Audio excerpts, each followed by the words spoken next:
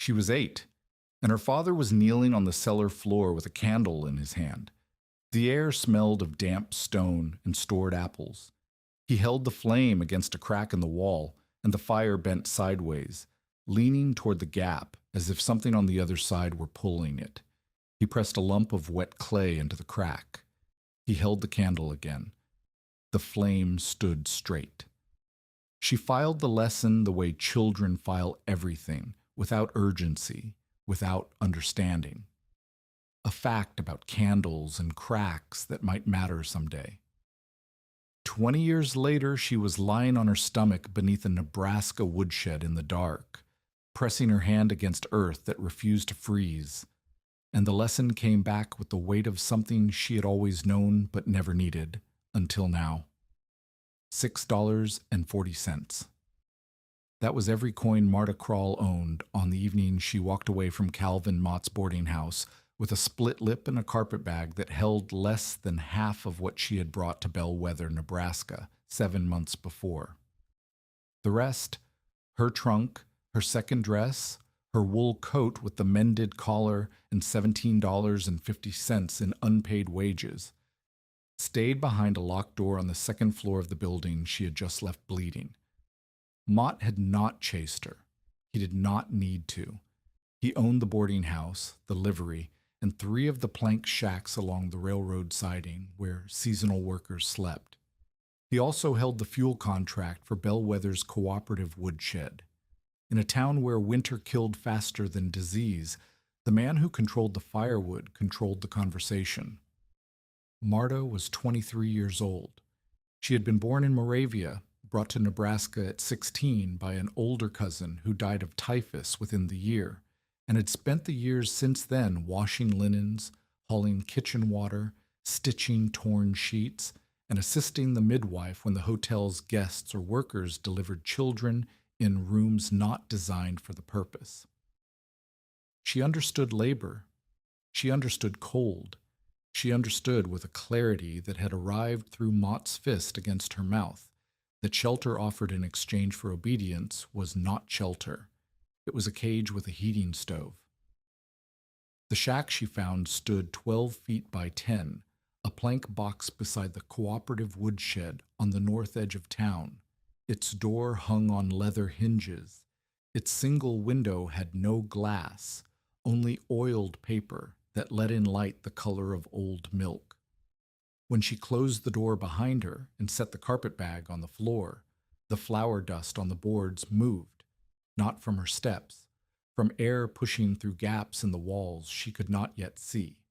She owned 2 blankets, a tin cup, a plate, a fork, a knife, 31 pounds of food, cornmeal, salt, dried beans, a fist-sized lump of salt pork wrapped in cloth. She had no stove. The shack's previous tenant had removed the small one, and the stovepipe collar in the roof gaped open, a circle of sky visible through it when she looked up.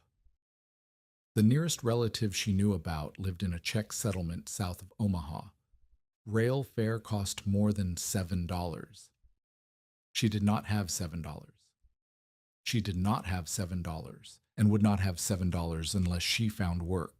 And the only employer in Bellwether who hired women for indoor labor was the man whose door she had just walked through for the last time.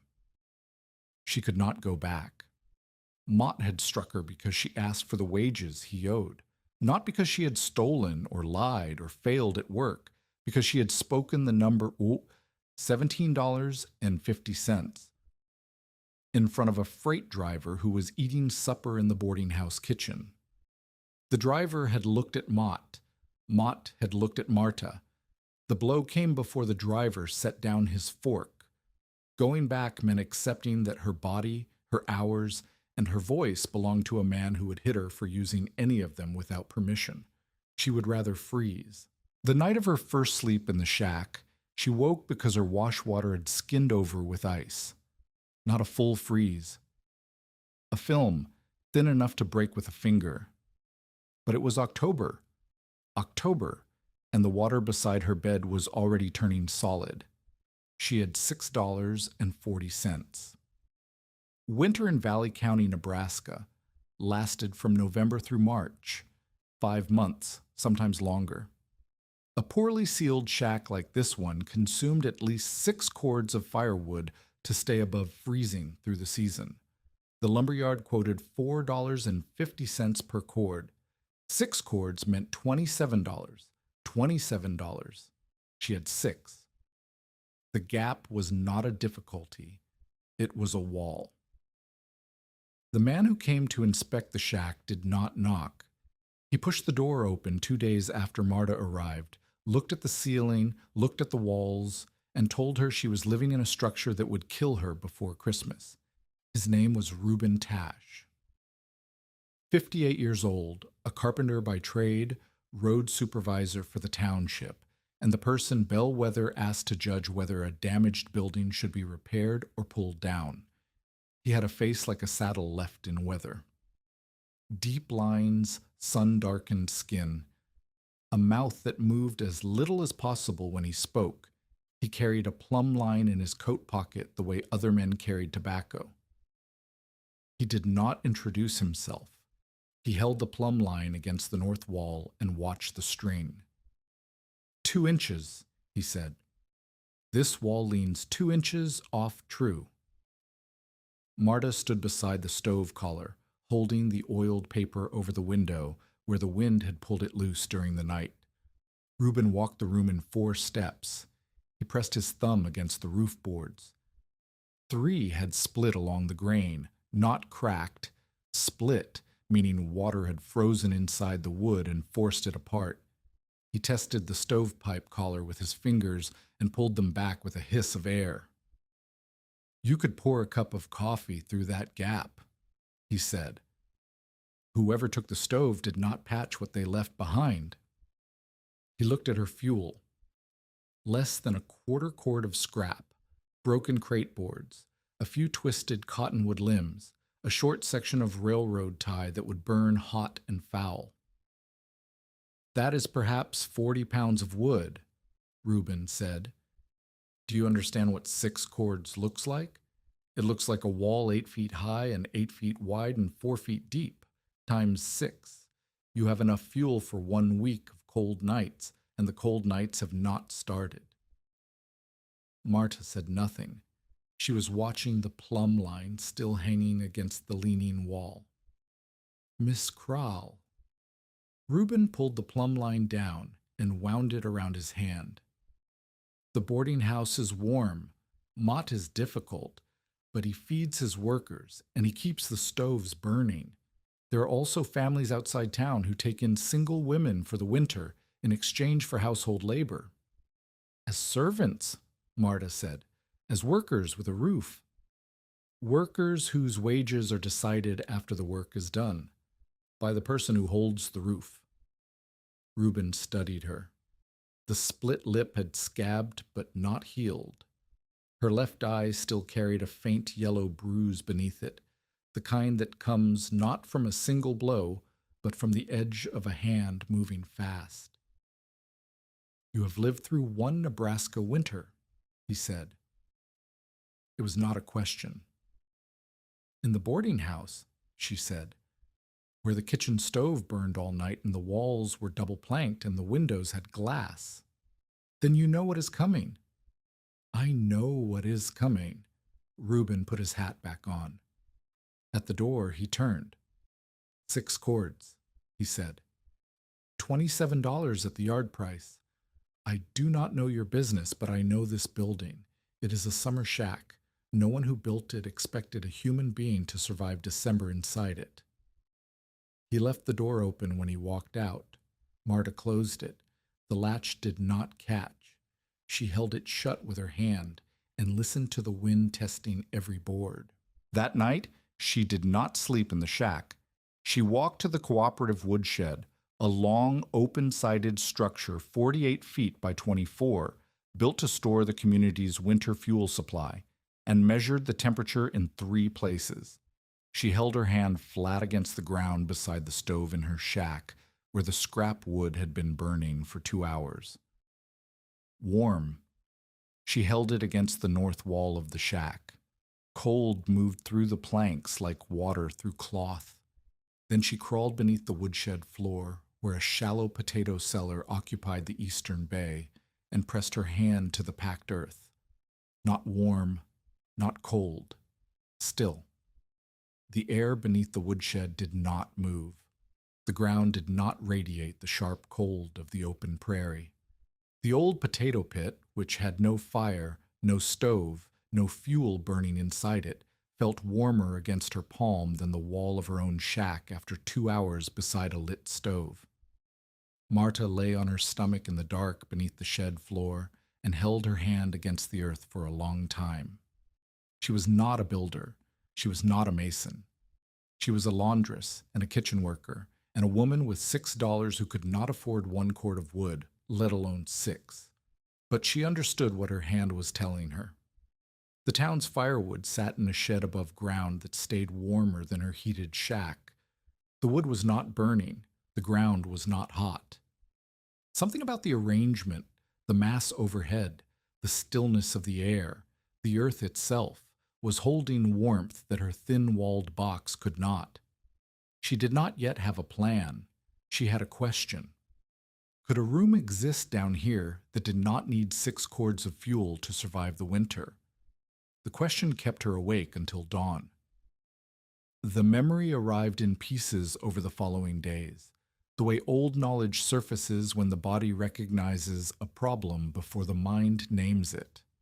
Marta's father had kept a vegetable cellar beneath their house in Moravia. Stone walls, a packed earth floor, a plank ceiling sealed with clay. In autumn, he stored potatoes, beets, turnips, and apples. In winter, the cellar never froze. The vegetables kept because the temperature underground changed slowly, warm enough in January to prevent ice, cool enough in August to prevent rot. She remembered kneeling beside him on the cellar floor when she was 8 years old. He held a candle against a crack in the stone wall. The flame bent sideways, leaning toward the gap. He pressed a lump of wet clay into the crack and held the candle again. The flame stood straight. "You see," he said, "cold does not always come as temperature. It comes as moving air. Stop the air, and the cold must work much harder to reach you." She had filed the lesson the way children file everything, without context, without urgency, as a fact about candles and cracks that might matter someday or might not. 20 years later, lying beneath a Nebraska woodshed with her hand pressed to earth that refused to freeze, the lesson returned with the force of something she had always known but never needed. The woodshed did not need to generate heat. It only needed to stop wind from reaching the ground and slow the speed at which the earth lost what warmth it held.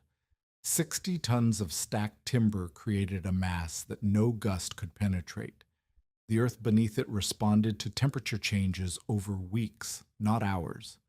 A room dug into that earth, sealed against moving air, protected above by the weight and stillness of the woodpile, would not stay warm. But it would stay above freezing when the surface world dropped to 20 below, 30 below, worse. The idea was not comfort. It was survival. She began sketching on the back of a flour sack with a carpenter's pencil she found wedged between 2 shed timbers. A room 10 feet by 14, 7 feet deep beneath the central bay of the woodshed. Stone walls 18 inches thick to hold back the soil. A packed clay floor over gravel sloped toward a sump so water could never pool. Roof beams spanning the short dimension supported by 2 central stone piers. An 8-inch clay cap above the beams to stop drafts. An entrance passage from her shack. 18 feet of tunnel with 2 offset plank doors to trap still air between them. An emergency shaft beneath a removable wood rack in case the main entrance collapsed or filled with snow. 2 ventilation pipes at different heights, each fitted with a damper she could open or close. And above all of it, the woodpile itself, not as insulation in any measurable sense, but as a shield, mass that blocked the wind, dead air space between the logs that slowed heat transfer, weight that pressed the clay cap tighter, The cooperative's winter fuel supply, sitting on independent supports that straddled the chamber without bearing on its roof, would do what 6 cords inside a broken shack could never accomplish. It would not heat her. It would simply stop the cold from arriving all at once. She stared at the sketch. The lines were rough. The proportions were wrong. She did not know how to build a stone wall or shore a tunnel or calculate whether a wooden floor could carry 70 tons of firewood on posts that straddled an empty room beneath it. But she knew the principle. Stop the air. Use the earth. Let the weight protect what the fire cannot. The sketch cost nothing. The room would cost everything she had and more. Addie Rusk found Marta inside the woodshed on a Tuesday morning, measuring the distance between floor joists with a knotted string. Addie was 31, a widow with a 9-year-old son named Peter. She sewed for the households that could afford a seamstress and took in mending from those that could not. Her husband had died of pneumonia 2 winters before, and she survived by occupying a slightly better shack than Marta's, one with double walls and a working stove, and by never spending a cent she did not have to. She watched Marta count knots for a full minute before speaking. "You are measuring the shed floor." Marta looked up. "I am measuring the spaces between the joists." "Why?" Marta hesitated. She did not know Addie well enough to explain, and explaining the full plan to the wrong person would reach Mott within a day. "I want to know how the building carries weight," she said. Addie looked at the floor. She looked at the shallow potato pit in the eastern bay. She looked at Marta. "You're thinking about going under," Addie said. It was not a question. "I'm thinking about a root cellar, a larger one than the pit." "A root cellar you sleep in?" Marta said nothing. Addie sat on an upturned crate. Her coat was too thin for the morning air, and she pulled it tighter without seeming to notice the gesture. "My husband talked about underground rooms," Addie said. "He talked about how they stay even, how food keeps, how the old sod houses were half buried and the families in them did not freeze the way the people in frame shanties did. He also talked about the families that suffocated because they sealed every crack and the air went bad while they slept. He talked about the woman on the Platte whose dugout filled with spring runoff in an hour and drowned her bedding, her flour, and her youngest child." She looked directly at Marta. "You cannot smell bad air while you are asleep. You cannot hear groundwater until it is already through the wall." Marta pulled the flour sack sketch from her coat. She unfolded it on the crate between them and pointed to the 2 marks she had drawn for ventilation, one low, one high. "If I have a low opening and a high opening, the warm air rising through the high one pulls fresh air in through the low one. My father tested this with candle smoke. The draft is small, but it moves. And if the high opening fills with snow?" Marta stared at the sketch. She had not accounted for that. "Then I need a way to clear it from inside," she said slowly. "Or a third path for air?" Addie studied the sketch. Her face showed no approval and no contempt, only the careful attention of a woman who had learned that overlooking details cost lives. "Drainage," Addie said. "Where does the water go?" Marta pointed to the sloped floor and the sump she had drawn. "And from the sump, if it fills?" "I do not know yet." Addie stood. She folded her arms inside her coat.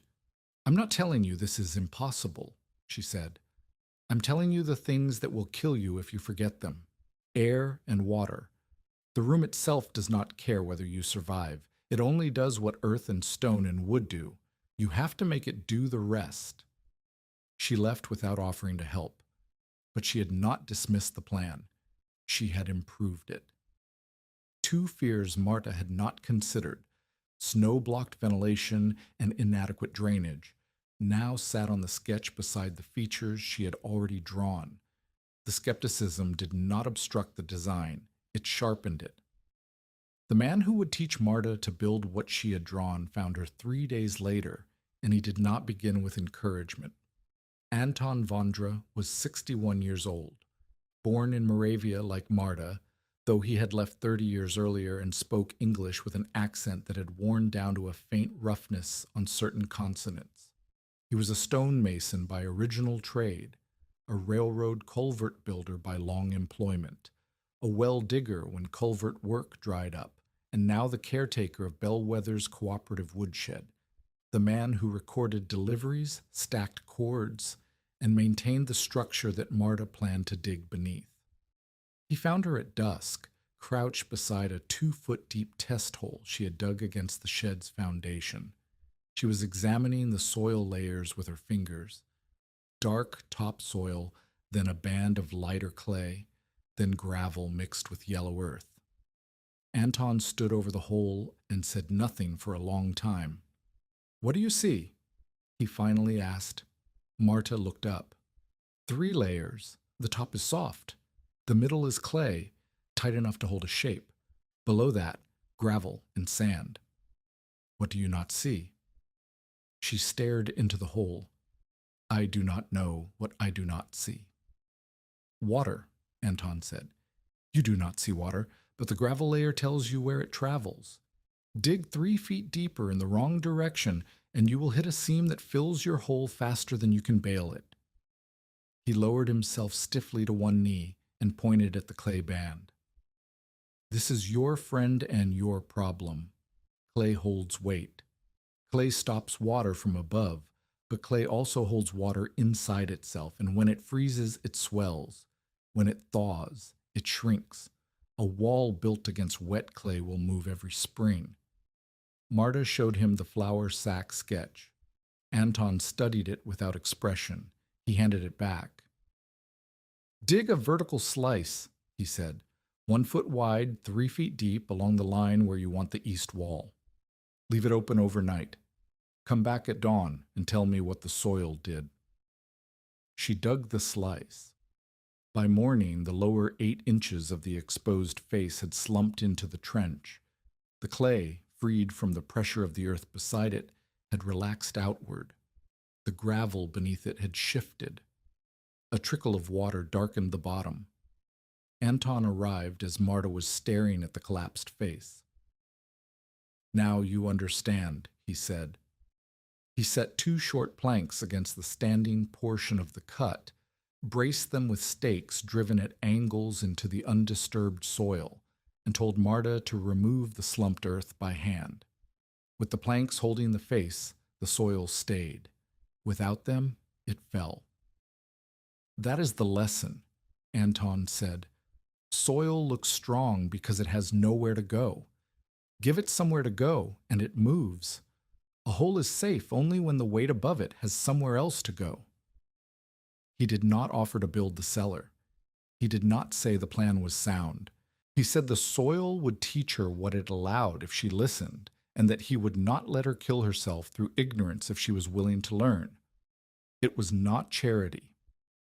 Marta had come to the shed every day for a week, recording temperatures, measuring joists, examining the foundation. She had not asked Anton for help. She had not asked anyone for help. She had been observed by a man who had spent 40 years reading the ground beneath structures, doing the one thing that most people skipped. She was looking at causes instead of complaining about consequences. Anton recognized the habit because he shared it. A stonemason does not ask why a wall cracked. He examines the footing beneath it. A well digger does not ask why a shaft flooded. He reads the soil before he cuts the first spade. Marta was reading. That was enough. Calvin Mott learned about the excavation on a Saturday when a boy who swept the livery stable mentioned that the Czech woman was digging under the woodshed. Mott was 45. He had arrived in Bellwether 8 years before with enough capital to buy the boarding house and livery and enough ambition to make himself necessary. He supplied workers, housed them, fed them, and when they owed him more than they could pay quickly, held their possessions and their labor until the debt cleared. It was a system that worked because winter made shelter non-negotiable, and Mott's buildings were the warmest in town. Marta's departure threatened the system, not because one laundress mattered to his ledger, but because she had left publicly. She had spoken the number Yimon $17.50 of him in front of a witness. If she survived the winter independently, the story would spread. A woman walked out of Mott's house, accused him of withholding wages, and did not come back. The next worker who felt cheated might walk out too. Her failure, on the other hand, would confirm what Mott needed the town to believe, that leaving his employment in October was suicide, and that anyone foolish enough to try deserved what followed. He appeared at Reuben Tash's workshop the morning after he learned about the digging. She is excavating beneath the cooperative's woodshed, Mott said. Without permission, without a builder's knowledge, and without any understanding of what happens when 70 tons of fuel sits on top of a hole dug by a woman who washes sheets for a living. Reuben set down his plane. I have seen the shack. It will not carry her through December. Then she should return to the boarding house, where she had a bed, a stove, and 3 meals daily. She says you struck her. She says many things. I say she owes me for 7 months of clothing, meals, and medical care that I provided on credit against wages not yet fully earned. Mott produced a ledger page. Figures written in his hand, unsigned by Marta or any witness. Clothing, $8. Meals, $14. Medical care for a sprained wrist in July, $3.50. The total exceeded the wages he admitted owing. According to his arithmetic, Marta owed him. Reuben looked at the ledger. He did not look at Mott. Bring this before the committee if you wish, Reuben said. I inspect structures. I do not settle debts. But the conversation planted what Mott intended it to plant. Reuben now had 2 concerns about Marta's excavation: the structural risk he already feared, and the possibility that the woman digging was not a victim of abuse, but a debtor fleeing obligation. The confrontation before the Woodshed Committee came 6 days later, in the back of Denning's General Store, where the 5 men who managed the cooperative met on the first and third Tuesdays of each month. Mott spoke first. He called the excavation theft of communal ground. He said Marta was weakening a structure that held the town's winter survival. He said that when the cellar collapsed, when, not if, the cooperative would bear the liability, and Marta would claim the town had put her there. She has no trade, Mott said. She has no capital. She has no understanding of load, soil, or stone. What she has is a shovel and an old man who should know better than to help her dig her own grave. Anton Vondra sat in the corner of the store. He did not stand when Mott finished. He waited until the room had absorbed the accusation before he spoke. Mr. Mott, Anton said, how many culverts have you built? Mott's jaw tightened. I am not a culvert builder. How many wells have you dug? I'm not a well digger. How many stone walls have you laid? This is not relevant. It is the only thing that is relevant. Anton leaned forward. You are telling these men that an excavation supervised by a mason with 40 years of underground work will collapse. Tell them why. Describe the failure. Name the soil layer. Identify the load path. Tell them what will break and where and when. Mott could not. He had conviction but not knowledge. His argument relied on what the cellar looked like, a hole beneath a heavy building, not on what it was. Marta spoke next. She did not argue the abuse. She did not describe the blow or the locked trunk or the nights of withheld wages. Instead, she asked Mott to state his claimed debt item by item. Clothing, she said. What clothing? Mott named a dress and an apron. I arrived with 2 dresses, Marta said. Both are in the trunk you locked in your upstairs room. The apron was provided for kitchen work and belongs to the boarding house. What clothing did you buy me that I kept? Mott adjusted the number. Meals, Marta said. $14 for 7 months of meals. That is $2 per month. Your boarders pay $1.25 per month for meals, and they eat at the table. I ate what remained after the boarders were served, standing in the kitchen between tasks. Did you charge me more than your paying guests for less food? The number changed again. Medical care, Marta said. $3.50 for a sprained wrist. Dr. Weller charges $1 for a wrist binding. Who treated my wrist for $3.50? Mott did not answer. The room understood. The committee did not fully support Marta. 2 members feared structural damage. One sympathized with Mott's claim that private use of communal ground set a bad precedent. But Anton offered the compromise that saved the project. The excavation would continue as a root cellar, not a dwelling. No fire would be maintained beneath the woodshed. Anton accepted personal responsibility for the structural supports. All work must stop before autumn's first full wood delivery. Marta received no ownership interest in the shed and no right to sleep in the cellar.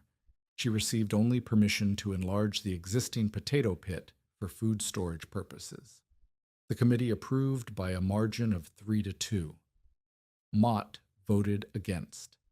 He left the store without speaking to anyone. Marta had her permission.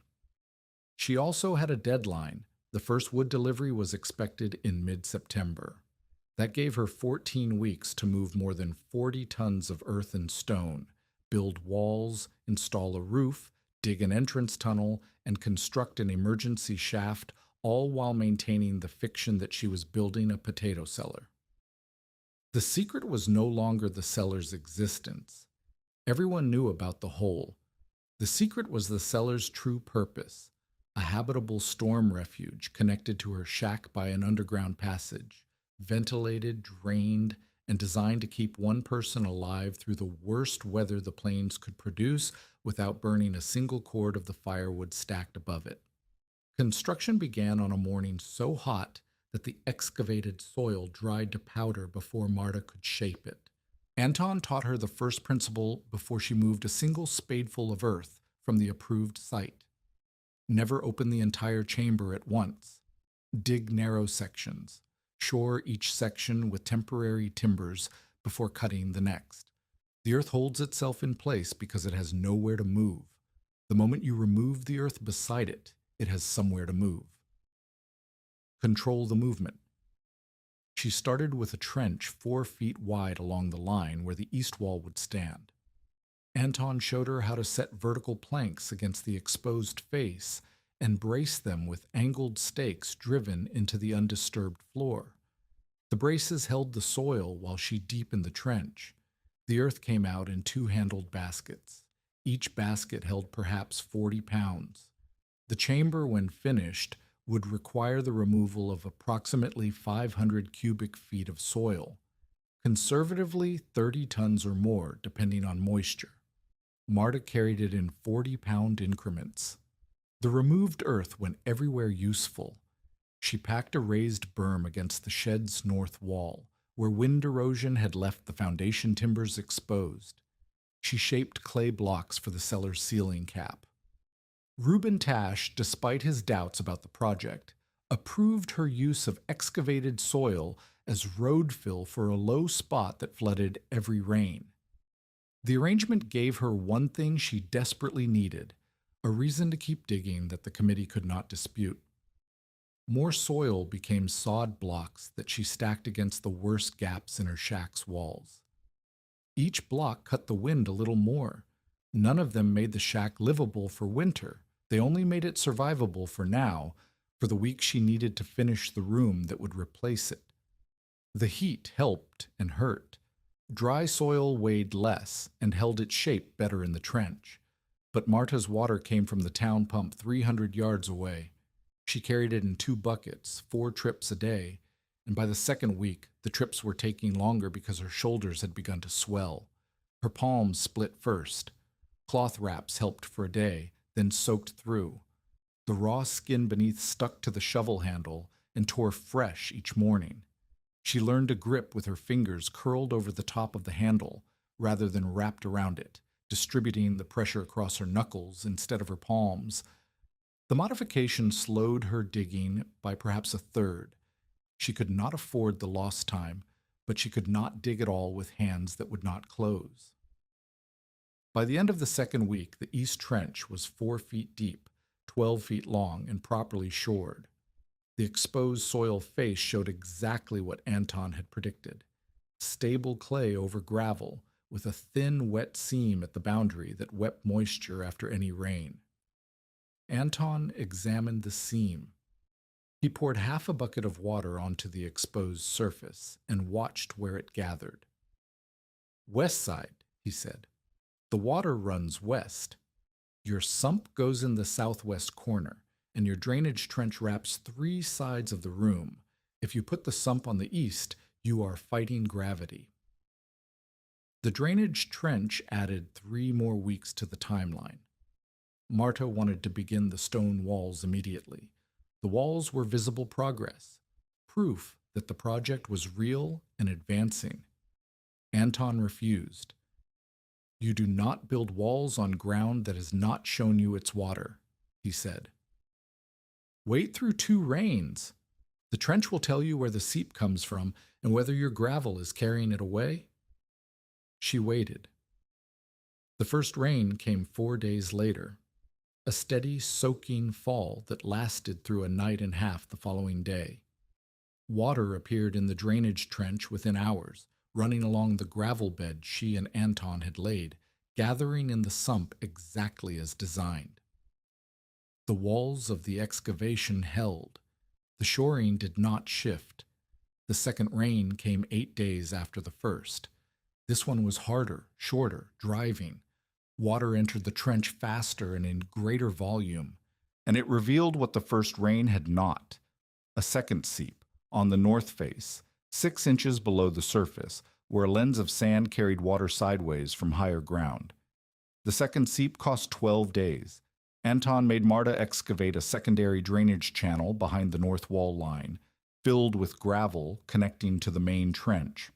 12 days of digging, hauling, and laying gravel, 12 days subtracted from a 14-week deadline that had already lost 3 weeks to drainage. Marta stood in the half-finished excavation at the end of those 12 days and did the arithmetic. 9 weeks remained. She had dug roughly a third of the chamber's volume: the stone walls, the roof beams, the tunnel, the emergency shaft, the clay cap, the ventilation, and the interior fittings had not been started. The numbers did not work. They had never worked. She was one woman with a shovel, a wheelbarrow, and a body that was losing weight she could not afford to lose. But the drainage held, and the earth had shown her its water, and she had answered it, and the ground was dry where the ground needed to be dry. The room that did not yet exist had a floor that would not flood. She picked up the shovel and cut into the next section. Tell us in the comments, have you ever been dismissed by someone who could not yet understand what you were building? The work continued through July and into August. Marta dug from first light until she could no longer see the soil face, then carried water, ate, and collapsed onto the pallet in her shack. She lost 11 pounds in the first month. Weight she noticed when her skirt began to slide on her hips, and her wrists showed the shapes of tendons she had never seen before. Anton came every day. He could not dig. His back had been damaged years ago in a culvert collapse, and heavy lifting sent spasms through his left hip that left him unable to walk for hours. But he read the soil. He checked the shoring. He told Marta where the clay was strong enough to stand unsupported for a day and where it needed planks within the hour. He marked the locations for the stone footings that would carry the shed's weight independently of the cellar walls. His hands were the lesson. They moved over the exposed earth the way a doctor's hands move over a patient, pressing, releasing, reading. He could tell by the sound of a trowel tap whether the clay beneath was wet or dry, packed or loose. He could tell by the color of a soil layer whether it had been deposited by water or wind, and that distinction told him how it would behave under load. "You're not building a room," he told Marta during the third week. "You're building a relationship between the room and everything touching it, the soil, the water, the weight above, the air inside. If any of them disagrees, the room fails." He picked up 2 sticks and held them across a gap between 2 stones. He stacked smaller stones on top of the sticks until they bent visibly. "This is what happens when a beam spans too far," he said. He removed the load, placed a 3rd stone beneath the center of the sticks, and restacked the weight. The sticks held straight. "A hole is safe only when the weight above it has somewhere else to go." He pointed to the stone beneath the center. "That is a pier. Your cellar will have 2 of them, splitting the roof span in half, and the shed's weight will travel through its own posts, on its own footings, outside the cellar walls. The wood never touches the room never carries the wood. They exist in the same space, but they stand on different legs." He made Marta repeat it until she could explain the load path from the top of the wood pile to the ground beneath the shed without hesitation. Firewood to shed floor to timber bents to stone footings to undisturbed soil, none of it passing through the cellar roof, the cellar walls, or the cellar piers. The load above has somewhere else to go. The work ate the weeks. Stone walls rose inside the shored excavation, dry-laid 18 inches thick, each stone placed with its broadest face bearing downward and its longest axis running into the wall rather than along it. Anton rejected stones that were too round, too thin, or too smooth. A good wall stone had at least 1 flat face and enough weight to resist the lateral push of the soil behind it. Marta carried stone from a creek bed a half-mile south of town. Each trip took 40 minutes. Each stone weighed between 20 and 60 pounds. She made between 8 and 12 trips a day, depending on the size of the stones and the condition of her shoulder, which had swollen in the 3rd week and had not gone down since. By mid-August, now week 7 dauern, the east wall stood 4 feet high. The south wall was half finished. The drainage was complete. The floor had been graveled and packed, and Marta's right hand had begun dropping things. She did not tell Anton at first. She compensated by gripping with her left, by cradling heavy stones against her body, by using the wheelbarrow for loads she had previously carried.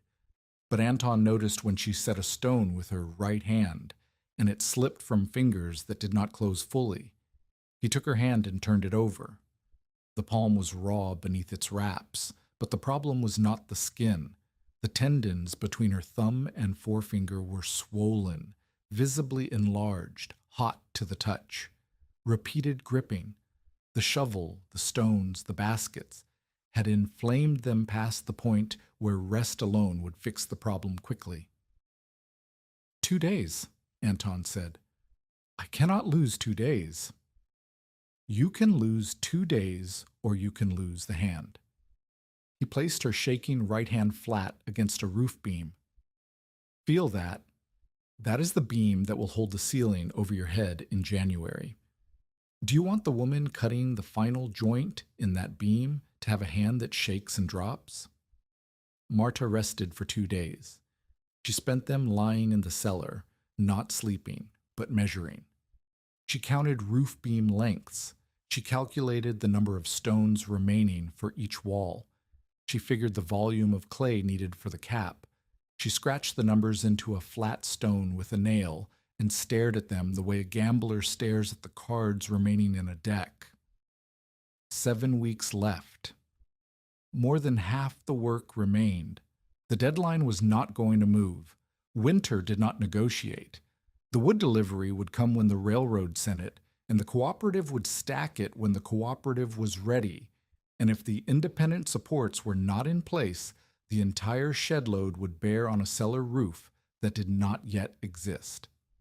She picked up the shovel on the morning of the 3rd day and went back to work. The wall slump came on a night in late August when a thunderstorm crossed the valley faster than anyone expected. Marta woke to the sound of water moving beneath her shack floor. Not dripping, moving, a lateral rush that meant the drainage trench had filled beyond its capacity and was spilling over the gravel bed into the excavation. She pulled on boots and ran to the shed in the dark, sliding down the ladder into the half-finished chamber with a lantern in her left hand and her bad right hand braced against the wall. The southeast corner had failed. 2 feet of dry laid stone, 40 stones, 3 days of hauling and fitting, lay in a heap at the base of the wall, scattered across the gravel floor like teeth knocked from a jaw. Behind where the wall had stood, the exposed earth face had slumped forward, a tongue of wet clay mixed with gravel that filled the space the stones had occupied. No one was buried. The chamber had been empty. But the collapse revealed something worse than lost time. The clay behind that corner held more water than the drainage trench could carry. The gravel channel Anton had dug ran along the north, west, and south faces. The southeast corner sat just beyond its reach, in a pocket where surface water gathered against the shed's foundation before sinking into the soil. Marta stood in the ruined corner and did the math. 3 days to haul and place those stones. At least 2 more to excavate the slumped earth, extend the drainage, and rebuild. 5 days gone from a schedule that had no days to spare. She did not cry. She had stopped crying about the project in the 3rd week, when crying cost energy and energy was measured in baskets of earth and buckets of water and trips to the creek for stone. She set the lantern on the floor and began pulling the fallen stones into a pile, sorting by size, checking each one for cracks that would make it useless. Addie Rusk appeared at the top of the ladder at dawn. She carried a pot of bean soup and a cloth sack of cornbread. She looked at the collapsed corner, looked at Marta sorting stones with bleeding hands, and climbed down without speaking. They worked together for 3 hours. Addie could not lay stone. She did not have the eye for fit that the work required, but she could carry. She hauled the slumped earth out in baskets, dumped it on the berm, and returned. She carried stones from the sorted pile to the wall line. She held the lantern where Marta needed light. It was the first time anyone other than Anton had helped with the physical labor. Addie did not explain why. She did not say she believed in the cellar or that she pitied Marta. She brought food, and she carried earth, and she left when her son needed her, and she came back the next morning. The corner was rebuilt in 4 days instead of 5. The extended drainage channel took 1 more. 6 days lost. 6 days that pressed the deadline so close Marta could feel it against her skin like a change in air pressure. Mott's inspection happened while Anton was in North Loop buying stovepipe for the ventilation shafts. Marta was working alone in the chamber, fitting the last stones of the north wall's upper course. She heard the shed floor creak above her, a footstep heavier and more deliberate than the scurrying of the mice that lived in the wood pile's lower courses. She looked up. Through the gap between the shed floor joists and the temporary planking that covered the unfinished cellar ceiling, she saw the sole of a boot. Then a hand, reaching down through the gap toward one of the diagonal braces that held the shoring against the north wall. The hand gripped the brace and pulled, not testing it, pulling it. The kind of pull that loosens a wedge from its seat. Dust fell from the joint. The shoring plank shifted a 1/4 inch. Behind it, the earth face of 5 feet of unsupported clay pressed outward with a patience that would become a collapse the moment the brace left its socket. Marta dropped her trowel and jammed her shoulder against the shoring plank. The weight of the earth pressed the plank against her body. She could not see the hand above her. Her eyes were full of dust, but she could hear the boot shifting on the floor joist. "Do not move that brace," she said. Her voice came out flat, pressed thin by the weight against her shoulder. The boot stopped. Then the floor creaked again, retreating steps, quick but not running. By the time Marta had replaced the brace and driven the wedge tight with a mallet, the shed above was empty. She found the boot print in the dust beside the gap. The heel was distinctive, a squared-off pattern with a nail head missing from the left side. She'd seen that heel print 100 times on the boarding house stairs. When Anton returned, she showed him the loosened brace and the boot print. Anton said nothing for a long time. Then he drove 3 additional wedges into the brace socket and added a second diagonal below the first. "He will not stop," Anton said. "He cannot afford for this room to stand." Marta brought the boot print to Reuben Tash. She did not accuse Mott by name. She described what had happened: the hand pulling the brace, the shoring shifting, the dust falling, and pointed to the print. Reuben examined the brace socket. He measured the displacement of the wedge. He looked at the boot print and said nothing about whose boot it matched. "The shoring held," he said, "because I was standing beneath it." Reuben's expression did not change, but something behind his eyes shifted. He had been skeptical of the project since his first visit to Marta's shack. He still believed the cellar was dangerous, an amateur structure beneath a critical building, but deliberate interference was a different category of danger. A man who pulled a brace from a shored excavation was not concerned about the building's safety. He was trying to cause a collapse. Reuben did not accuse Mott. He did not promise to protect Marta. But from that afternoon forward, his skepticism pointed in 2 directions instead of 1. "I still believe this chamber is a risk," he told Marta at the shed door.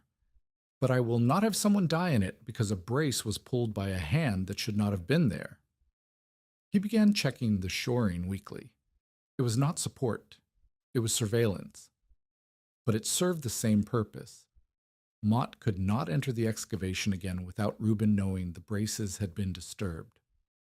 The early wood delivery arrived on a Wednesday in the second week of September, nearly 2 weeks ahead of the date the cooperative had expected. A rail wagon carried 12 cords of mixed hardwood and cottonwood stacked tight on a flat car. The cooperative stacking crew, 4 men with cant hooks and leather gloves, expected to begin filling the shed by Thursday morning. The independent supports were not finished. Marta's cellar was complete except for 3 critical elements: the last 2 timber bents that would carry the shed floor over the western half of the chamber, the stone footings those bents would rest on, and the clay cap over the cellar roof that would seal the final drafts. Without the bents and footings, the 12 cords of freshly delivered wood would stack directly above the cellar ceiling, bearing on beams designed to carry earth and clay, not 60,000 pounds of firewood. She had 48 hours. Anton could not lift. His back had seized 3 days earlier, a spasm that left him on his side in his cabin for 6 hours, unable to roll over without help. He could direct. He could not carry a timber bent that weighed more than 200 pounds or position a footing stone that required 2 people to roll. Marta went to Addie. Addie went to 3 women whose families relied on the cooperative fuel supply: Teresa Denning, whose husband ran the general store and whose kitchen stove consumed a cord every 6 weeks; Hilda Pokorny, whose mother-in-law could not survive a winter without steady heat; and Clara Ott, whose twin daughters had nearly died of exposure the previous February when their stovepipe cracked and they lost 2 days of warmth while waiting for repair. None of these women believed in Marta's cellar. All of them believed in the woodshed. If the shed floor collapsed under improperly supported weight, the cooperative's entire winter fuel supply would fall into a hole, and the families who depended on it would face the same arithmetic Marta had calculated in October: cords needed versus cords available, with the gap measured in frozen children. They came for the woodshed, not for Marta. The distinction did not matter. What mattered was that 5 women and 1 injured mason had 48 hours to raise 2 timber bents, set 2 stone footings, and seal the cap. The bents were cottonwood logs, 12 feet long and 10 inches in diameter, bark stripped, ends squared with an axe. Each weighed between 200 and 250 pounds. Lifting one required rolling it onto a pair of skids, sliding it up a ramp of planks, and dropping it into the mortised pocket atop the footing stone. Marta and Teresa Denning handled the first bent. They rolled it onto the skids with their arms burning and their boots sliding on the damp cellar floor. Addie steadied the far end. Clara braced the ramp. Hilda held a lantern because the chamber was too deep for daylight to reach the footing. The bent slid into its pocket with a sound like a door closing, a deep wooden thud that resonated through the chamber walls. Anton, sitting on a crate above with his back against a shed post, checked the alignment with his plumb bob. "Half an inch west," he said. "Tap the base." Marta struck the footing stone with a mallet. The bent shifted. Anton dropped the plumb bob again. "Good." The second bent took longer because the footing stone had to be repositioned. The soil beneath it had settled unevenly during the rains, and Anton made them excavate 4 inches deeper, lay a gravel pad, and reseat the stone before they raised the timber. The repositioning cost 6 hours. They finished the second bent at 2 in the morning by lantern light. The clay cap took the remaining daylight hours. Marta and Addie packed 8 inches of wet clay over the cellar roof beams, pressing it into every gap, smoothing it with the backs of shovels, sealing the joint where the cap met the stone walls with a mixture of clay and straw that Anton called his culvert mortar. At 4 in the afternoon on Thursday, the stacking crew arrived with their cant hooks.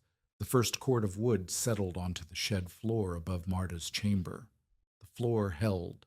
The bents held. The footings held. 12 cords. Then 20. Then 30. Through September and October, the cooperative filled the shed. By November, approximately 72 cords stood in the structure, mixed cottonwood, elm, ash, and a small quantity of imported hickory that the railroad had delivered by accident and no one had returned. Marta climbed into her chamber each evening after the stackers left and checked the chalk marks she had drawn on each roof beam at Anton's instruction. A mark on the beam, a corresponding mark on the wall.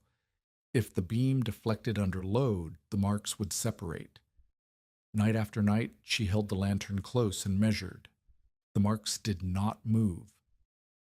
December brought the cold that Nebraska had been promising since October.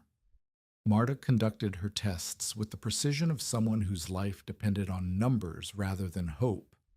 She read the thermometer 3 times daily, dawn, midday, midnight, and recorded the readings on a board nailed inside the cellar entrance.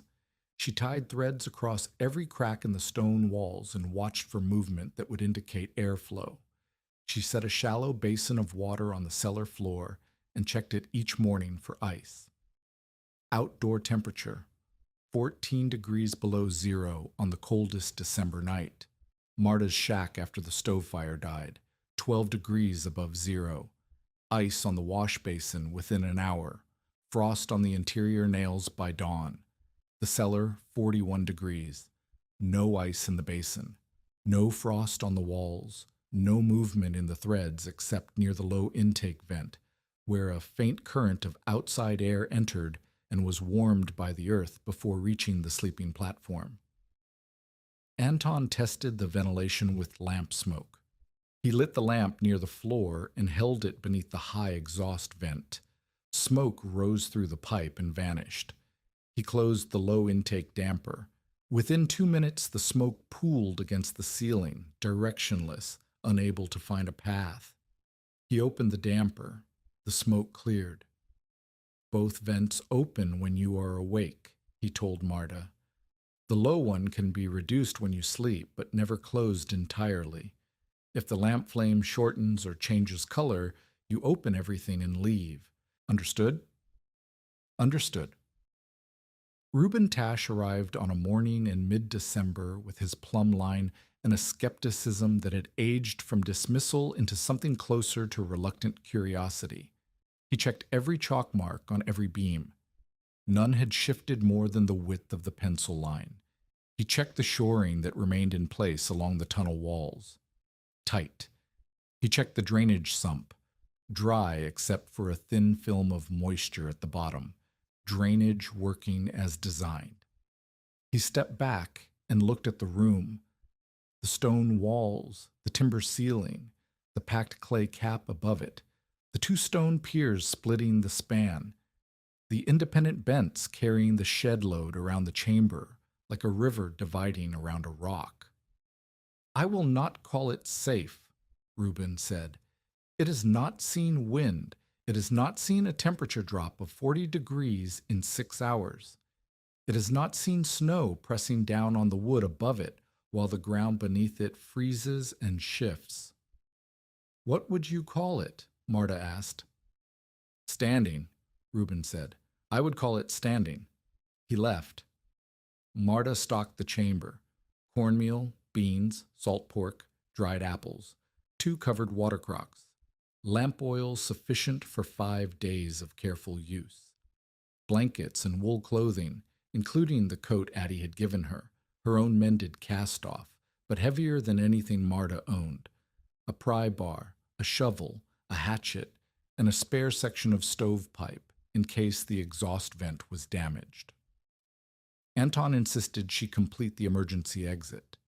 The vertical shaft rose from a corner of the cellar through a narrow passage to a hatch beneath a movable wood rack on the shed floor. Marta had resisted the shaft because it exposed the cellar's habitable nature. No one needed an emergency exit from a potato cellar. Anton answered that objection with a sentence that ended the argument. "Secrecy has no value to a dead woman." She dug the shaft in 3 days, framed it with scrap timber, and fitted the hatch with a simple latch operable from below. The wood rack above it was heavy enough to discourage casual discovery, but light enough for one person to push aside from underneath. By January 1st, the chamber was complete. Stocked, ventilated, drained, structurally independent of the woodshed load, accessible through an 18-foot tunnel from the shack and through an emergency shaft from beneath the woodpile. A room that the town knew as a potato cellar. A room that Marta and Anton and, she suspected, Addie understood to be something else entirely. The winter had been hard, but not extraordinary. Cold nights, heavy snow, steady wind. Conventional winter. The kind that killed people in broken shacks and spared people in solid houses and did not test the space between those two categories. Then January 12th arrived, and it did not feel like winter at all. The morning was warm, absurdly, dangerously warm for January in Nebraska. The temperature at dawn stood near 30 degrees above zero, 40 degrees warmer than it had been 2 days earlier. Snow softened on rooftops. Water dripped from the woodshed eaves in a steady tapping that sounded like rain. Children walked to school in light coats. Some went without coats at all. Marta stood beside the thermometer nailed to the shed post and watched the mercury.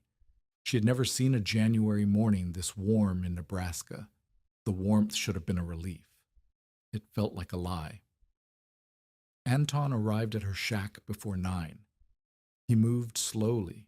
His back had been worse since the cold snap in December, and he carried a wool blanket rolled under his arm, which was unusual.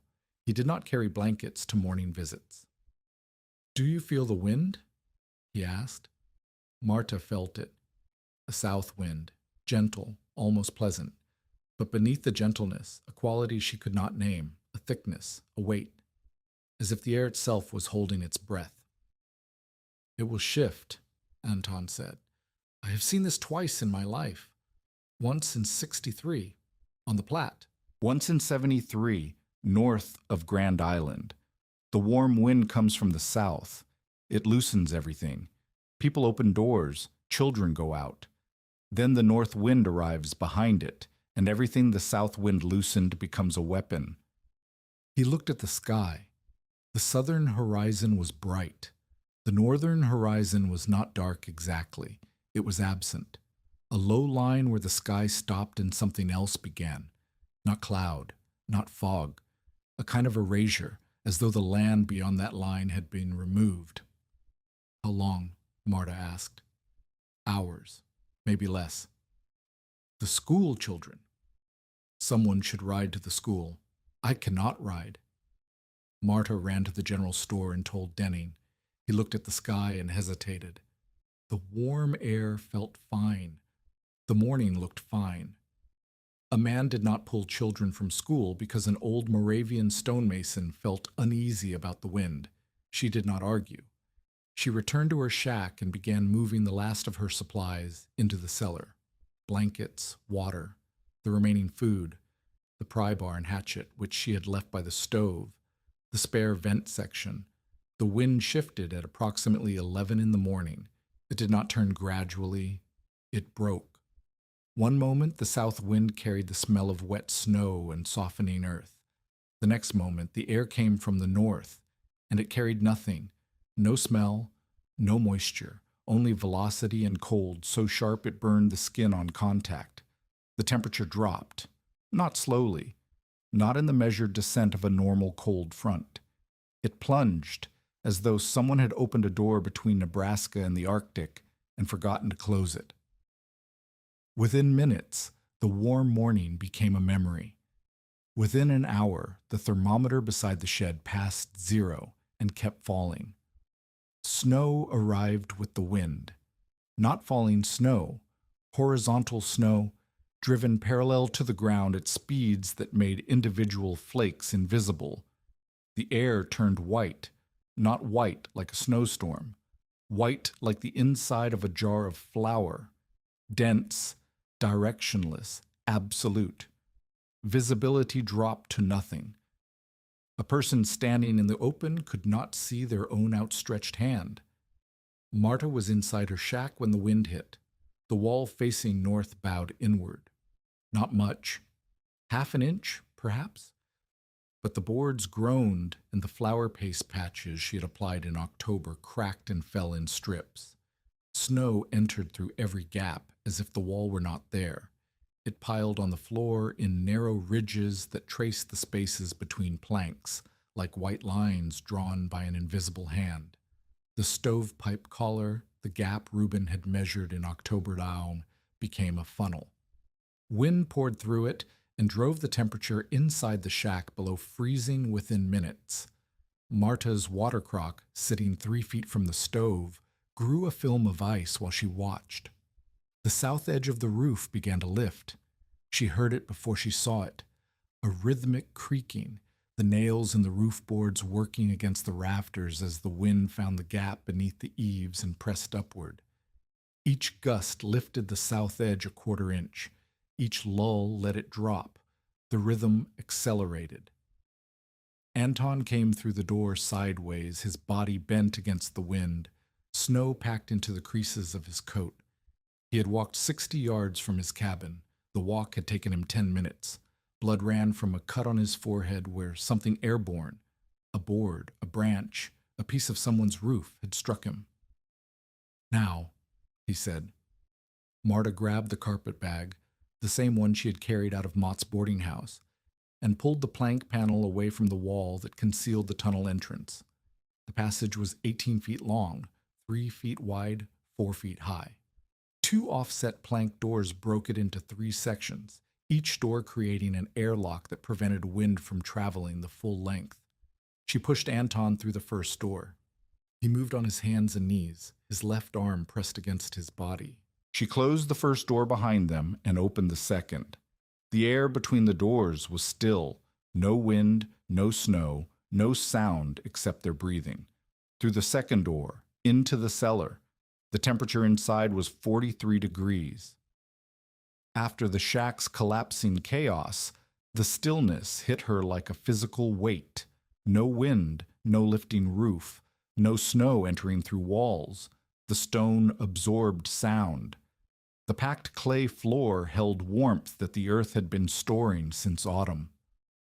The two ventilation pipes drew a faint current of fresh air.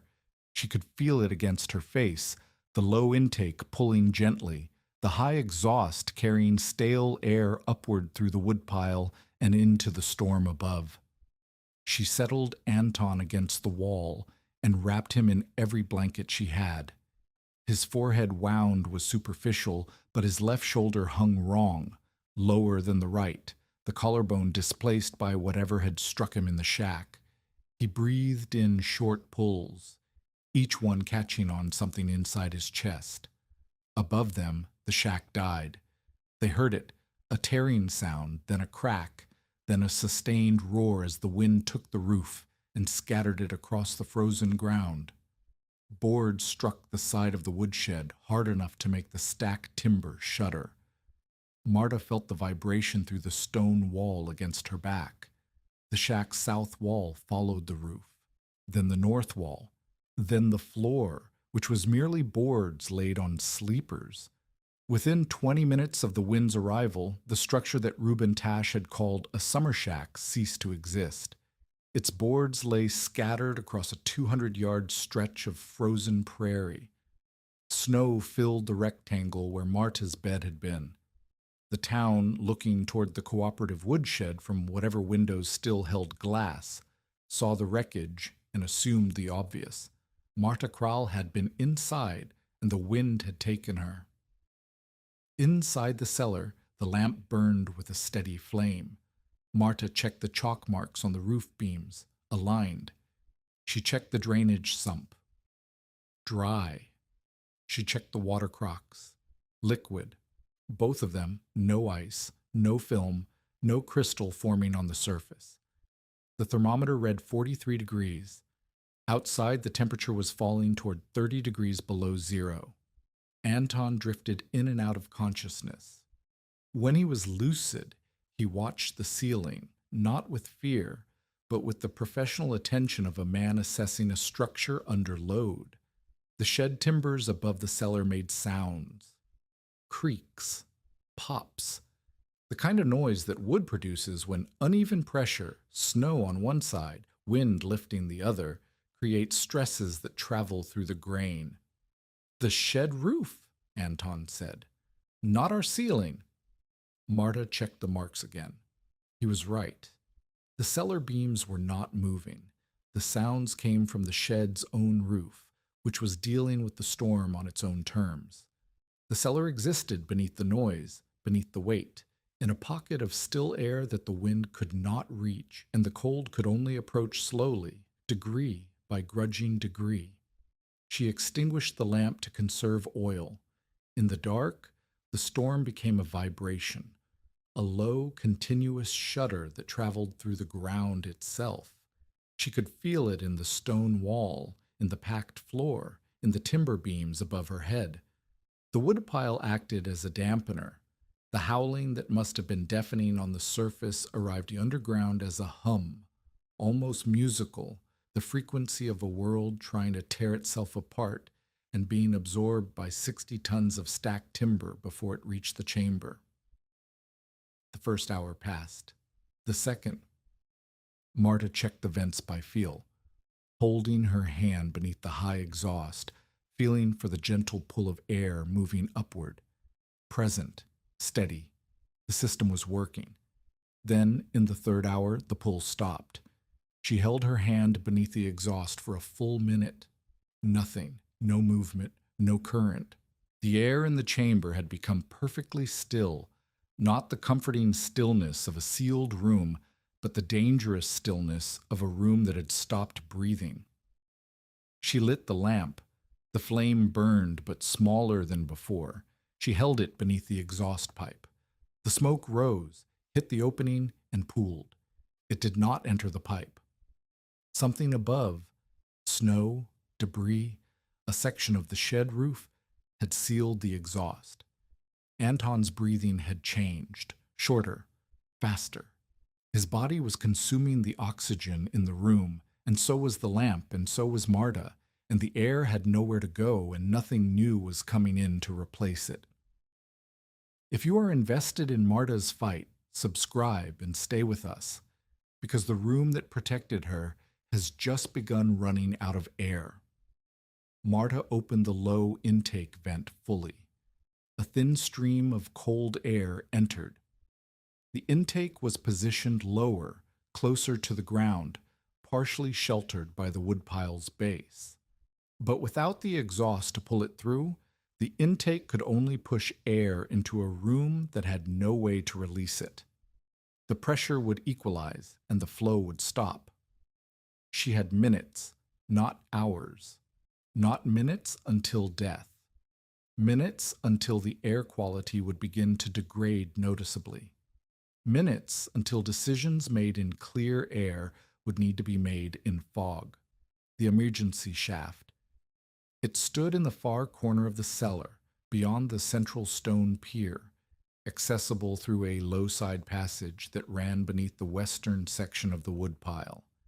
The passage was unheated, outside the chamber's stone walls, exposed to the underside of the shed floor, where cold pressed down through the timbers.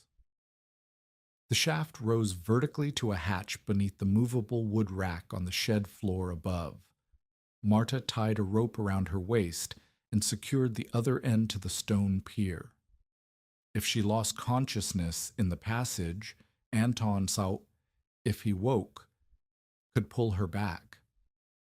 She crawled through the side passage on her stomach. The cold hit immediately. The cellar's 43 degrees vanished within 3 feet of the chamber wall. The passage was perhaps 28 degrees, above freezing, but the kind of cold that cramped the hands and thickened the thoughts. Above her, the shed timbers groaned. She could hear individual logs shifting in the woodpile as the wind changed pressure on the roof. The shaft was 4 feet tall. She stood in it and pushed upward on the hatch. It did not move.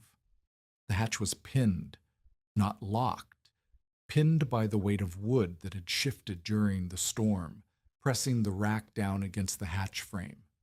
She braced her back against the shaft wall and pushed with both hands. The hatch lifted a 1/4 inch. Through the gap, she felt wind, horizontal, screaming, loaded with snow, and something else. Weight. A section of the shed's outer roof had torn free, and debris lay across the wood rack above her. She wedged the pry bar into the gap and levered. The hatch rose an inch. Snow poured through, dry, powdery, driven sideways by the wind. It filled her eyes and packed into the collar of her coat. She levered again. 2 inches. 3. The hatch opened. Wind and snow entered the shaft with a violence that nearly knocked her off her feet. But so did air. Cold, brutal, oxygen-rich air that poured down the shaft and into the side passage, and through the cellar wall opening and into the chamber where Anton lay wrapped in blankets, with his breathing growing shallow. Marta pulled a strip of cloth from her coat and tied it to the edge of the hatch frame. The cloth snapped rigid in the wind. A flag, visible from a distance if anyone could see through the white blindness of the storm. She propped the hatch open with the pry bar wedged at an angle that allowed air through, but prevented the full weight of shifting wood from slamming it shut. She crawled back through the passage. Her hands were numb. 2 fingers on her right hand, the same hand that had been injured during construction, had gone white at the tips, the blood retreating from the cold. She tucked them into her armpits and knelt beside Anton. The air was moving again. The high exhaust remained blocked, but the emergency shaft now served as the outlet, pulling stale air upward while the low intake fed fresh air in. The system was imperfect. The chamber was colder, 37 degrees now, dropping but breathable. Anton opened his eyes. "The shaft," he said. "Open." "The flag?" "Tied." He closed his eyes, then opened them again. "The chalk marks." Marta held the lamp beside the nearest beam. The marks were aligned. She checked the second beam. Aligned. The pier. The wall joint. Everything she and Anton had built held position under a storm that was tearing the surface world to pieces. Above ground, bellwether was failing. Families fed their stoves faster than their chimneys could draw. Smoke backed into rooms. Children huddled in corners wearing every piece of clothing their mothers could pile on them. The Denning store window shattered inward at 2 in the afternoon, and Teresa Denning spent the next hour nailing a board over the gap while snow accumulated on the bolts of cloth behind the counter. Mott's boarding house, the warmest building in town, double-planked with real glass windows and 2 iron stoves, lost its kitchen chimney cap to the wind. Smoke filled the kitchen. Mott sealed the kitchen door and retreated to the front room, feeding the remaining stove with wood he had to retrieve from the shed in 3-minute trips that left him gasping and snowblind each time he stumbled back through the door. Livestock died. Horses in an unsheltered corral turned their backs to the wind and froze standing. Chickens suffocated under drifts that buried their coop before the hens could be moved. A milk cow, tied to a post beside the livery, was found the next morning with ice packed into her nostrils so densely that she had died still standing, unable to breathe. The school children, the ones who had walked to class in light coats that warm morning, were trapped. The teacher kept them inside, burning the school's small coal supply while the building shuddered around them. They would survive. Others, caught between buildings or between farms, would not. Marta knew none of this. She knew only the cellar, its sounds, its temperature, its air. She knew that Anton was injured and that the chamber was colder than it had been and that the storm showed no sign of ending. The pounding came at approximately hour 9, not wind pounding, not structural noise, a rhythm, fast, irregular, desperate, metal on metal. Someone was striking the exhaust pipe from outside. Marta pressed her ear against the stone wall. The sound was coming from the emergency shaft, not the exhaust. Someone had found the cloth flag and was hitting the pipe section that protruded beside it. She crawled back through the side passage. The cold was worse now. The passage temperature had dropped below 25 degrees, and her bruised fingers screamed when she pressed them against the shaft wall. She pushed the hatch open against the weight of new snow that had accumulated in the 3 hours since she had last cleared it. A face appeared in the white, roaring darkness above her. A small face. Peter Rusk, 9 years old, his skin the color of candle wax, his lips blue, his eyes wide with a terror that had gone past crying into something still and glassy. Behind Peter, barely visible, Addie, on her hands and knees, one arm around Peter's waist, the other arm trailing behind her in the snow. They had tried to reach the Denning store, a stronger building, a bigger stove, a safer place to wait out the storm. The store was less than 200 yards from Addie's shack. They had made it perhaps 80 yards before the wind erased every landmark, every direction, every distinction between ground and sky. They had crawled in what they believed was a straight line and had arrived at the woodshed instead of the store. Peter had seen the cloth flag, a strip of pale fabric snapping against the white, and had followed it to the pipe. Marta pulled Peter down the shaft. He was light enough to lower with one arm. He did not speak. He did not cry. He dropped into the side passage and lay on the ground in a position that suggested his body had stopped making decisions and was simply accepting whatever surface it touched. Addie was harder. She was larger, semi-conscious, and her trailing arm was not trailing by choice. It had been struck by something during the crawl, and the elbow was swollen to twice its normal size inside her coat sleeve. Marta braced herself in the shaft, grabbed Addie's coat collar, and pulled. Addie slid into the shaft head first. Her weight drove Marta to her knees. Snow cascaded around them, filling the bottom of the shaft, soaking their clothing, turning the packed earth floor into mud. Marta hauled Addie through the side passage by the collar. The passage was too narrow to carry her. The only method was to drag. Addie's body scraped against the cold earth. Her injured arm caught on a timber brace.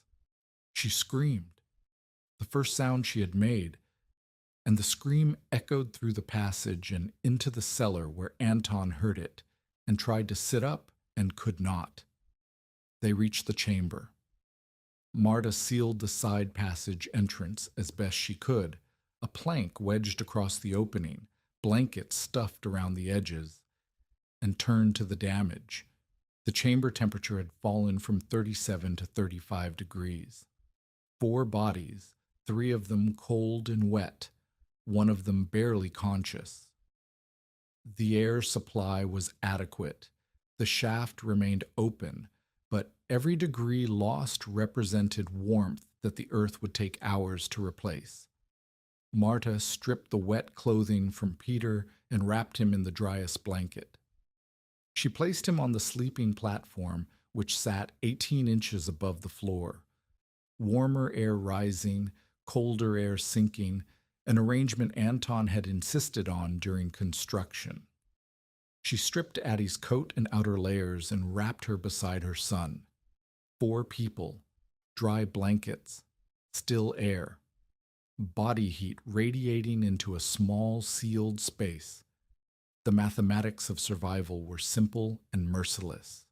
The room would warm from their bodies or it would not, and the difference between living and freezing was measured in single degrees. Marta sat against the wall with the lamp extinguished and listened to 4 sets of breathing in the dark. Anton's was shallow and hitching. Addie's was slow, heavy with pain. Peter's was fast and thin, the breathing of a child whose body was working hard to warm itself. Her own was steady. She made it steady. She breathed as though steadiness was something she could give the room. The temperature stopped dropping at 34 degrees. Then, slowly, so slowly that the thermometer's mercury seemed to consider each mark individually, it began to climb. 35, 36.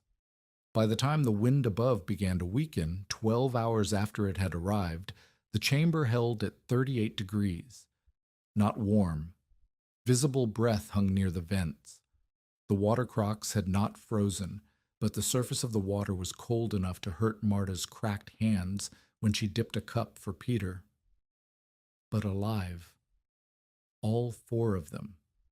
In a room beneath the woodpile that Reuben Tash had judged not yet safe, and Calvin Mott had tried to destroy, and the town of Bellwether had permitted only as a potato cellar.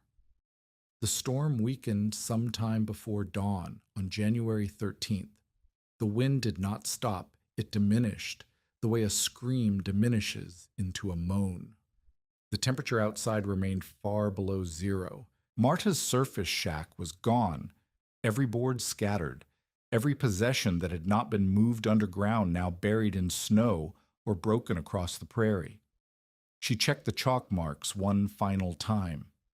Anton was awake, watching her from the platform with eyes that tracked her movement to each beam joint. The marks were aligned. The shed roof moved, she told him. She pointed to the timber above that had shifted. A shed beam, not a cellar beam, displaced by the storm's assault on the structure above. Our ceiling did not move, Anton said. She held the lamp beside the pier where the most critical load transfer occurred, the point where the woodpile's weight, traveling through the shed floor and the independent bents, passed into the stone footing and down into the undisturbed earth. The chalk lines she had drawn 12 weeks earlier sat exactly where she had drawn them. Anton's voice was barely above a whisper, but the words were distinct. The weight had somewhere else to go. On the morning of January 14th, men from the cooperative began digging through the wreckage of Marta's shack. They expected to find her body beneath the boards, or possibly no body at all. The wind had been strong enough to carry planks 200 yards, and a woman weighed less than a plank. Reuben Tosh directed the clearing. He worked without speaking, pulling boards aside and stacking them, his face set in the expression of a man performing a duty he had anticipated since October. They found the tunnel entrance in the third hour.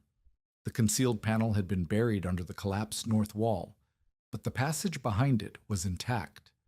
The stone walls of the first airlock section visible in the low light, the plank door still seated in its frame. Reuben crouched at the opening and called Marta's name. Silence. Then a voice from underground, muffled by stone and clay and 18 feet of passage. "We are 4. Reuben looked at the men beside him. He looked back at the passage. 4? Anton Vondra, Addie Rusk, Peter Rusk, myself. She came through the passage first, crawling on her hands and knees because the ceiling was 4 feet high, and she had been crawling through it for 2 days, and her body no longer bothered to stand until it had cleared the final door. She emerged into daylight that stabbed her eyes after 30 hours of lamplight and darkness. Her hands were wrapped in strips of blanket. 2 fingers on her right hand were swollen and discolored, cold injury from clearing the emergency shaft. Her face was pale, drawn, thinner than it had been 2 days before. She looked like a woman who had not slept. Behind her came Peter, 9 years old, wrapped in a wool blanket that dragged on the ground behind him. His face was raw from windburns sustained during the crawl to the woodshed, but his eyes were clear and his breathing was even. He held his mother's hand. Then Addie, moving slowly, her left arm cradled against her body in a sling Marta had made from a flour sack. She did not speak. She sat on the snow-covered ground outside the passage and pulled Peter against her side and held him with her good arm. Anton came last. 2 men had to enter the passage and help him through. His shoulder was fractured and his legs had stiffened during the hours on the sleeping platform. He emerged blinking, his white hair full of clay dust, his face the color of old paper. The 4 of them sat in the snow beside the ruins of Marta's shack, while the town of Bellwether gathered around them.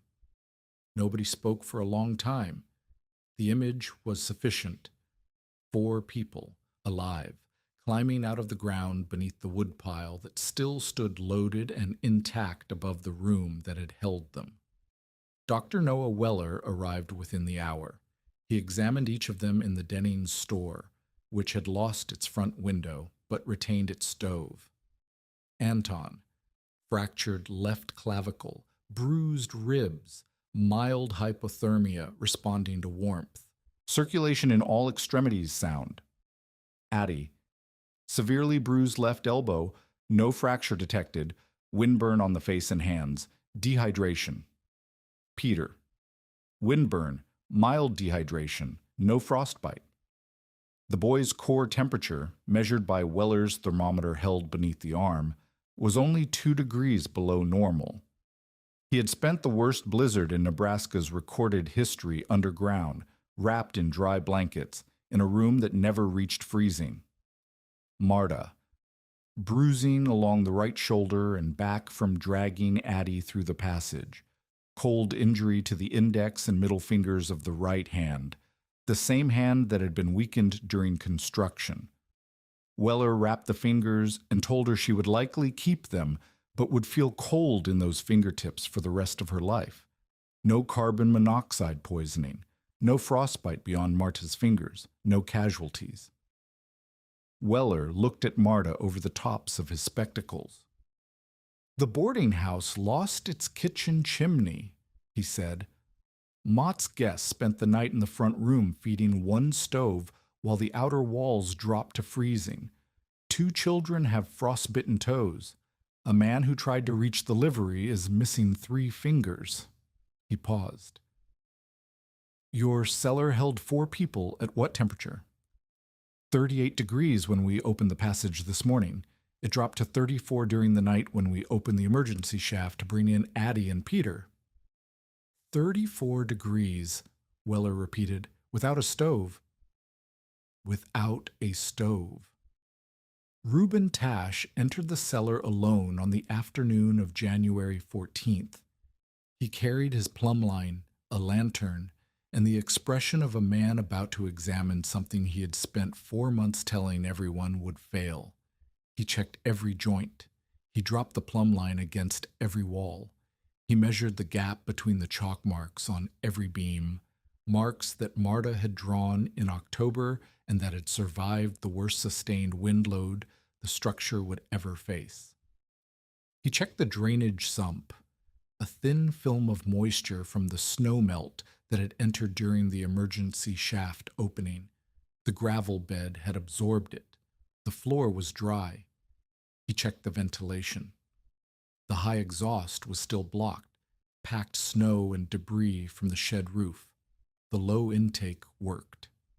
The emergency shaft, propped open by Marta's pry bar, had served as the alternate exhaust for the final 12 hours of the storm. He checked the independent supports, the timber bents on their stone footings that carried the shed floor load around the cellar. The shed's own roof had partially failed. A section on the west side had torn free, and wind-driven snow had piled unevenly on the woodpile, creating asymmetric loading that could have shifted the shed floor joists. The bents had absorbed the redistribution. The footings had not moved.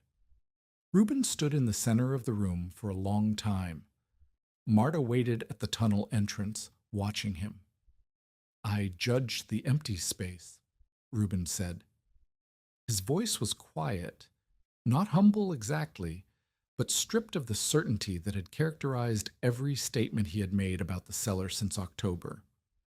"I looked at a hole beneath a loaded building, and I saw a coffin. I did not judge where you sent the load." He ran his hand along the nearest stone pier, the one that split the roof span and transferred the earth's weight into the footing below. "This pier carries nothing from the woodshed," he said. "The shed's weight goes around it. This pier carries only the earth above the room and the clay cap. The shed and the cellar do not touch." "That was the design," Marta said. "I know that now." He wound his plumb line slowly. "I will not retract what I told you in October. Your shack was a death trap. An unshored cellar beneath 70 cords of wood would have been a grave. What I failed to understand is that you did not build an unshored cellar. You built an independent structure that happens to exist beneath the same roof." He looked at her directly. "I will tell the committee what I found. I will also tell them that anyone who copies this room without understanding the load path will die in it." It was not an apology. It was something more useful, an accurate assessment from the man the town trusted to judge buildings. Reuben's word would not make Marta popular.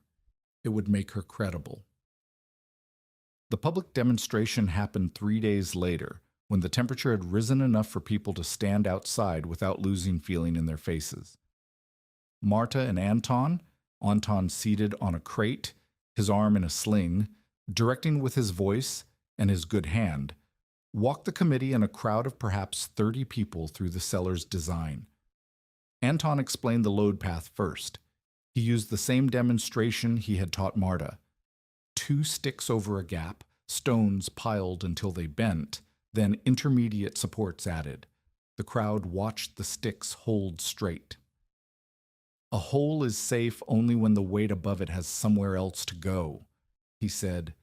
"Every piece of firewood above this room travels through the shed floor, through the timber bents, through the stone footings, and into the ground. None of it touches the cellar roof. The cellar and the shed stand on different legs." Marta demonstrated the ventilation.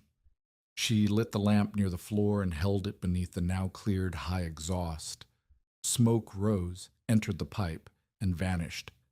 She closed the low intake. Within a minute, smoke pooled against the ceiling. She opened the intake. The smoke cleared. "2 openings," she said. "Always. One low, one high. If you seal both, the air goes bad while you sleep. If you seal only one, the other cannot draw. Both open, always." She showed the drainage, the gravel trench, the sump, the slope of the floor, 1 inch across every 6 feet, invisible to the eye but absolute in its direction. Water does not negotiate, she said. It goes where the ground tells it. If you do not tell the ground first, the water tells you, and by then your walls are wet and your food is ruined and your children are sleeping in mud. She showed the emergency exit, the vertical shaft, the hatch, the cloth flag that had saved Addie and Peter's lives. 2 ways out, she said, always, not because the first one will fail, because the storm decides which one works, and you do not argue with the storm.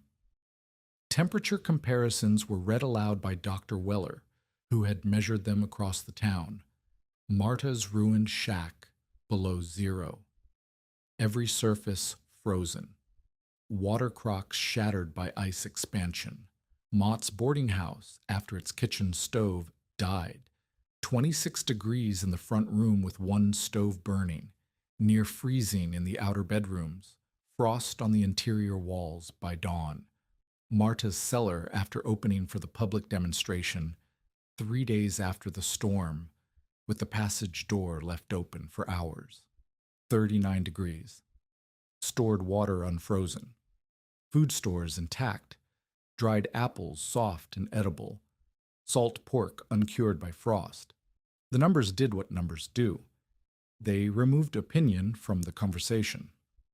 The community wanted more. Families who had spent the blizzard feeding stoves and watching their walls frost over asked Marta to enlarge the chamber into a public storm refuge, a place where 20, 30, 50 people could shelter beneath the woodpile during the next crisis. Marta refused, not because she was unwilling to share, because enlarging the chamber meant cutting into the stone walls beneath a loaded woodshed and cutting into load-bearing walls while 72 cords of timber sat above them was the exact kind of unsupported excavation that would have justified every warning Reuben had ever issued. After the thaw, she said, when the shed is empty and the ground is workable, I will teach anyone who wants to learn how to build a proper hillside cellar with independent supports, but I will not cut walls beneath this building while it carries weight. Some people understood. Some did not. The ones who did not accused her of hoarding, of keeping a survival method for herself while the town froze. The accusation stung because it contained a grain of truth that Marta could not entirely refute. She had built the room in secret, called it a potato cellar, and survived in it while others suffered. The secrecy had been necessary. Mott would have stopped the project if its true purpose had been known. But necessity did not erase the fact that other families might have been sheltered if the design had been public. Marta carried that weight without defending herself. She could not have built faster. She could not have built larger. She could not have taught the method while simultaneously learning it from Anton. The cellar had saved 4 lives because it was small enough, simple enough, and complete enough to work. A larger room built in the same time would have been an unfinished room, and an unfinished room would have been a grave. Calvin Mott's reaction arrived like weather, inevitable, directional, and difficult to shelter from. He appeared at the committee meeting 5 days after the storm and made his case with the calm precision of a man who had been preparing his argument while others were digging out. The woman survived because town-owned fuel sheltered her, Mott said. 72 cords of cooperative firewood, purchased, transported, and stacked at community expense, sat above her private room while the rest of Bellwether froze. She owes the cooperative for every night she occupied that cellar. She owes rent for the ground. She owes a share of the fuel costs proportional to the protection she received. It was clever. It reframed Marta's survival as theft, not of wood, but of the wood's secondary value as a windbreak and thermal mass. The argument would not have survived a court, but it did not need to. It needed only to survive a committee of 5 men who were tired, cold, and looking for someone to blame for the worst night of their lives. Addie Rusk stood from the back of the store. She had not spoken publicly since the storm. Her arm was still in a sling. Peter sat beside her on the floor, drawing shapes in the dust with his finger. Mr. Mott entered that cellar in September and pulled a structural brace from the shoring while Marta worked below, Addie said. I was not there. Marta told me. Reuben Tash examined the brace and found it displaced. The boot print matched. The room shifted. Mott's face did not change, but the muscles along his jaw tightened. Mr. Mott did not try to improve the cellar or make it safer, Addie continued. He tried to make it collapse. He wanted the room to fail because the woman who built it had walked away from his boarding house after he struck her and refused to pay her wages. If the room had collapsed in September, he would have called it proof that she was foolish. Instead, the room held through the worst storm any of us have seen, and he is calling it theft. She sat down. Peter continued drawing in the dust. The committee did not exile Mott. They did not fine him. They did something more damaging. They canceled his exclusive fuel supply arrangement with the cooperative. Mott had been the sole intermediary between the railroad's wood shipments and the community's storage. That contract gave him leverage over every family in Bellwether, the power to delay deliveries, adjust prices, and control who received fuel first when supplies ran short. The committee opened the supply contract to competitive bids. Mott kept his boarding house. He kept his livery. He kept his shacks. But the mechanism that had made him powerful, the choke point between the town and its winter survival, was gone. He remained in Bellwether. He remained angry. And he remained a problem. The weeks after the storm changed the shape of Marta and Anton's partnership in ways neither of them had planned. Anton's fractured clavicle healed slowly. The bone knit, but the shoulder never regained full range. He could not lift his left arm above his chest. He could not swing a hammer or carry a stone or brace himself in a shaft the way he had done for 40 years. The injury did not end his knowledge. It ended his ability to demonstrate that knowledge through his own body. Marta became his hands. Through February and into March, as the snow retreated and the frozen ground began to soften, they worked together on plans for a second-generation shelter, a standard design that any family with basic tools could build into a hillside. Anton sat at Marta's table with his plumb bob hanging from a nail above him and described what he saw in his mind. Marta drew it. When the drawing was wrong, he told her why. When it was right, he told her what would make it fail. The second-generation design was simpler than the cellar beneath the woodshed, 12 feet by 16, dug into a south-facing slope, which provided natural drainage and protection from the north wind. 2 independent exits, one at each end, offset so that wind entering one door could not blow straight through to the other. A drainage trench around 3 sides, a sump at the lowest point. Short roof spans supported by central piers. Earth cover separated from the structural frame by a layer of bark and clay, so that the weight of the soil traveled through the piers and footings, not through the roof beams. No dependence on a woodpile. No need for a cooperative's shed. A shelter any family could build on its own land, in its own time, using the same principles that had kept 4 people alive on January 12th. Marta taught without numbers she did not understand. She did not describe insulation values or thermal conductivity. She taught with jars, a sealed jar of water placed underground next to a jar placed on the surface, checked daily, the difference visible to anyone who could read a thermometer. She taught with candles, held beside cracks, the flame bending toward moving air, straightening when the crack was sealed. She taught with smoke, a smoldering rag held beneath the high vent, the smoke's movement showing whether the airflow was sufficient to sustain breathing. She taught with the plumb bob. Anton gave it to her in March, On a morning when his shoulder hurt too badly for him to climb the ladder into the demonstration cellar, he hung it from its cord and held it in front of her. When that hangs straight, the wall is true and the weight goes where you sent it, he said. When it does not hang straight, something has moved and you find out what before you find out why. The plumb bob was brass, darkened by decades of handling, the cord replaced twice, but the weight original, the same one Anton had carried in his coat pocket since his first culvert job on the Union Pacific in 1859. It was not a gift in the sentimental sense. It was a transfer of authority. The instrument that verified straight lines and true walls was now in the hands of the person who would draw those lines and build those walls. Addie's contribution defined the other half of survival. A sound shell meant nothing if the people inside it could not sustain themselves.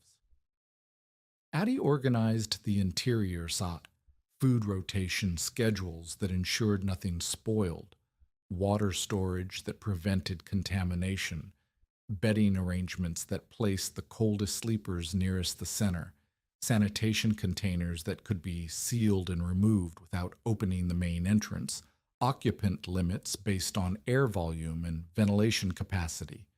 Her seamstress's precision, the habit of measuring twice, cutting once, and never wasting material, translated directly into shelter management.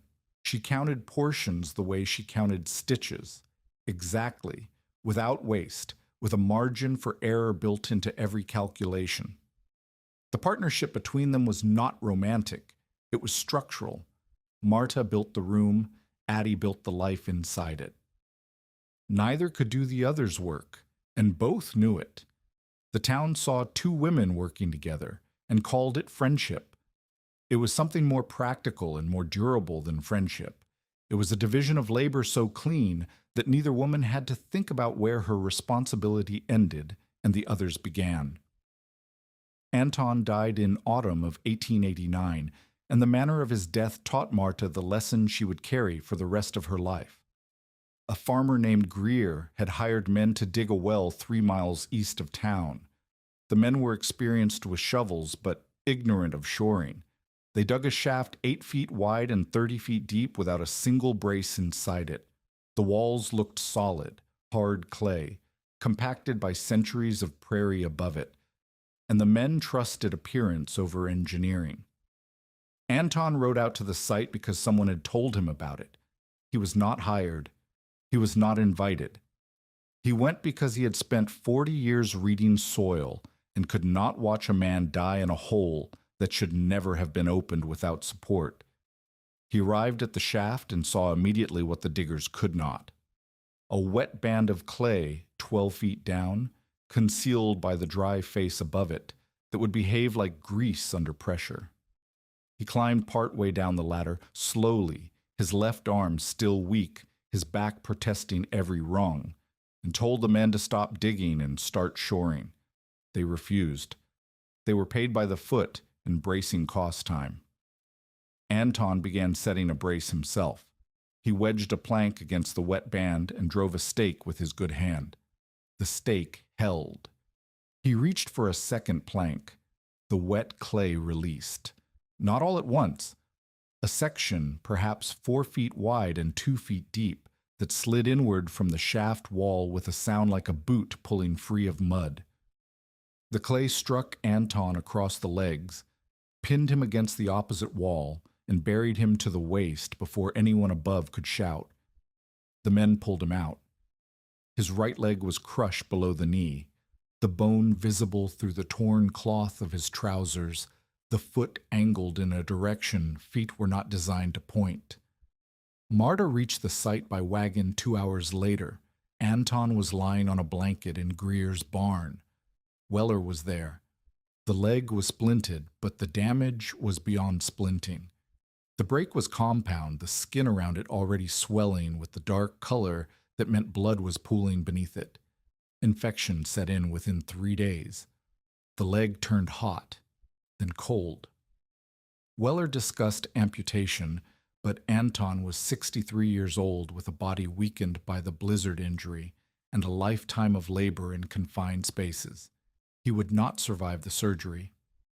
He died on the fifth day in his cabin, with Marta sitting beside him and the plumb bob hanging from a nail above the door. His last coherent words were the ones Marta expected, because they were the only words he had ever truly needed to say.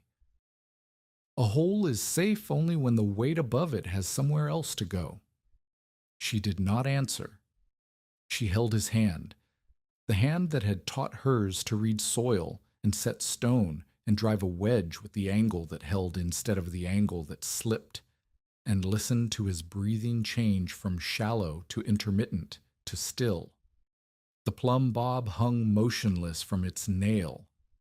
Outside, someone opened the cabin door to check on them, and the cold draft moved through the room, and the plumb bob swung once, gently, and returned to center. Marta watched it steady itself the way Anton had taught her to watch everything, by looking for what moved and trusting what stayed still. The spring of 1890 brought the secondary crisis, and it arrived not from the sky but from the ground. The winter's deep snow melted in a week of unseasonable warmth, temperatures in the 60s, rain on top of snowpack, the frozen ground beneath unable to absorb the sudden flood of water that poured across every surface and into every low point. 3 families had built underground shelters during the winter, following what they understood of Marta's design. 2 of the 3 had built correctly drainage trenches, sumps, 2 exits, independent roof supports. Those 2 shelters handled the melt. Water entered the trenches, flowed into the sumps, and was bailed out before it reached the walls. The 3rd family, the Grinnells, had built cheaply. Their shelter had been financed and promoted by Calvin Mott, who had advertised it to the surrounding farms as the Kral plan at a price that undercut what Marta charged for her guidance. Mott's version omitted the drainage trench, the sump, and the secondary exit. It also reduced the stone footings to stacked timber blocks and shortened the roof beam spans by eliminating the central pier. The Grinnell shelter looked like Marta's from the outside. A mound of earth, an entrance door, a vent pipe. Inside, it was a box without a drain, a single exit, and a roof that carried the earth load on beams that were too long and too thin for the span. When the floodwater came, it entered the Grinnell shelter through the walls, not seeping, pouring. The clay soil behind the unsupported walls had absorbed snowmelt all winter, and the sudden thaw released it in a cascade that found every gap in the unmortared stone. Addie's brother, Niels, was inside with his 2 children, a girl of 7 and a boy of 4. They had used the shelter as a root cellar and sleeping room through the late winter, grateful for its warmth, unaware that the warmth came at the cost of saturation that would manifest the moment the ground above it thawed. The water rose to ankle depth in 20 minutes. Niels tried to open the door. The frame had swollen, green timber, unseasoned, expanding as it absorbed moisture, and the latch would not release. He kicked it. The frame held. The door held. The water rose to his children's knees. Marta heard about it from Peter Rusk, who ran from the Grinnell farm to Bellwether in 11 minutes, arriving at the woodshed with his chest heaving and his face white. She did not have Anton. She stood at the Grinnell shelter's entrance and read the situation in the time it took her to walk around the mound once. The door was jammed. The walls were saturated. If she forced the main door open, the sudden release of pressure against the interior face of the entrance wall would let the saturated earth behind it shift inward. The wall might hold. It might collapse into the shelter and bury whoever was nearest. She went to the roof. Mott had not included a second exit, but the vent pipe, a single pipe, the one element Mott had not eliminated because even he understood that people needed air, rose through the earth cover at the rear of the mound. The earth around it was soft from the melt. Marta dug with a shovel, then with her hands, excavating a circle around the pipe wide enough to see the roof beams beneath. The beams were bowing. She could see the deflection, a visible curve in timber that should have been straight, caused by the weight of wet earth pressing down without a central pier to shorten the span. The beams had not broken. They were bending. They would break within hours, possibly minutes if the load increased. She cut through one beam with the hatchet, the beam nearest the vent pipe, already compromised by the pipe's penetration, and pulled the sections apart. The opening was 18 inches wide, not enough for Niels, enough for a child. She called down into the hole. Niels answered. The water was at his waist. The children stood on the sleeping platform, the only surface above the flood. "Hand the girl up first," Marta said. The girl came through the opening, arms above her head, her dress soaked and heavy, her face locked in the silent terror of a child who has been told to be quiet and is obeying with everything she has. Marta pulled her through and set her on the mound's surface. The boy followed, lighter, smaller, passed up by his father's arms, caught by Marta's hands, and the hands of two men who had arrived from the neighboring farm. Niels could not fit through the 18-inch opening. Marta widened it with the hatchet, cutting the adjacent beam section, aware that each cut weakened the roof and brought the wet earth above it closer to falling. She cut until the opening was 30 inches wide. Niels pulled himself through with his arms, while Marta and the two men braced the remaining beam sections with planks. He emerged covered in mud, gasping, bleeding from a cut on his forearm where a stone had shifted as the wall began to bulge inward. 30 seconds after Niels cleared the opening, the unsupported section of roof collapsed. Wet earth filled the shelter to a depth of 3 feet. The sleeping platform where the children had been standing disappeared beneath clay and gravel and splintered timber. Marta looked at the collapsed shelter. She looked at the 3 people she had pulled from it. She looked at the mound that had been advertised as her design and built without any of the features that made her design survivable. If this story reminds you that preparation means understanding the whole system, not copying what it looks like, share it with someone who needs to hear it. The town's anger found its correct target. Mott had sold the Grinnell family a shelter without drainage, without a second exit, without a central pier, and without the independent footing structure that was the entire basis of Anton's teaching. He had used Marta's name to market a product that omitted everything Marta had learned. 3 families had built shelters. 2 had followed Marta's guidance. Those 2 stood dry and stable. 1 had followed Mott's shortcut. That one had nearly killed 3 people and had collapsed within minutes of their rescue. The evidence was structural, visible, and unarguable. Mott did not attend the next committee meeting. His fuel contract was already gone. Now his reputation as a reliable builder and supplier was gone too. He remained in Bellwether, but his influence had contracted to the boarding house and the livery, and even there, the families who had once relied on him began looking elsewhere. Marta did not celebrate. She went home to the cellar beneath the woodshed, still her only shelter, her shack never rebuilt, and hung Anton's plumb bob from the nail above the entrance. She sat on the sleeping platform where 4 people had survived the blizzard and opened the notebook where she had begun recording every specification, every measurement, every lesson Anton had taught her. She had lost her teacher. She had proven her method. She had saved 3 people from a structure designed to kill them by a man who had once controlled her wages, her shelter, and her body. The question was no longer whether Marta could survive. The question was whether she could teach what she knew faster than other people could copy what it looked like. And behind that question, another one, quieter, more personal, carried in the weight of the plumb bob and the empty chair in Anton's cabin. Could she build the thing that mattered without the man who had taught her how? In the spring of 1889, Marta Kral walked into the Valley County Land Office and filed a homestead claim on 160 acres 4 miles northwest of Bellwether. The clerk looked at her paperwork. An unmarried woman, 25 years of age, born in Moravia, resident of the Nebraska Territory for 9 years. The Homestead Act did not require a husband.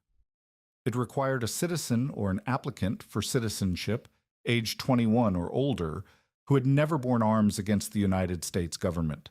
Marta met every condition. The clerk asked where she intended to build.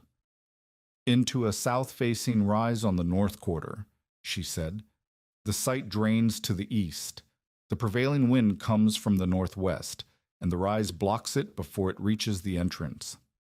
The clerk wrote down sod dwelling on the form. Marta did not correct him. Her first structure on the claim was not a house in any conventional sense. It was a partially earth-sheltered room built into the hillside, 12 by 16 feet, stone walls, timber roof, clay cap, drainage trench, 2 exits. The entrance faced south, away from the winter wind. The rear wall was the hill itself, with 3 feet of packed earth between the room and the open air above. She dug it in 6 weeks, working alone, using Anton's method so precisely that the work felt less like construction and less like memory and more like conversation, a continuing exchange with a man who was no longer present, but whose voice lived in the angle of every brace and the depth of every footing. The room was not large. It was not beautiful. It was warm in winter, cool in summer, dry in every season, and structurally independent of the earth above it.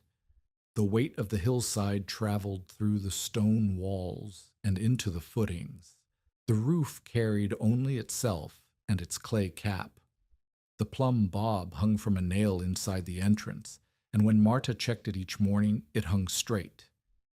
She lived in that room for 2 years before she earned enough from teaching and seasonal labor to frame a modest house above it. When the house was finished, 2 rooms, plank walls, a proper stove and chimney, she did not fill in the underground room. She kept it. She stored food in it.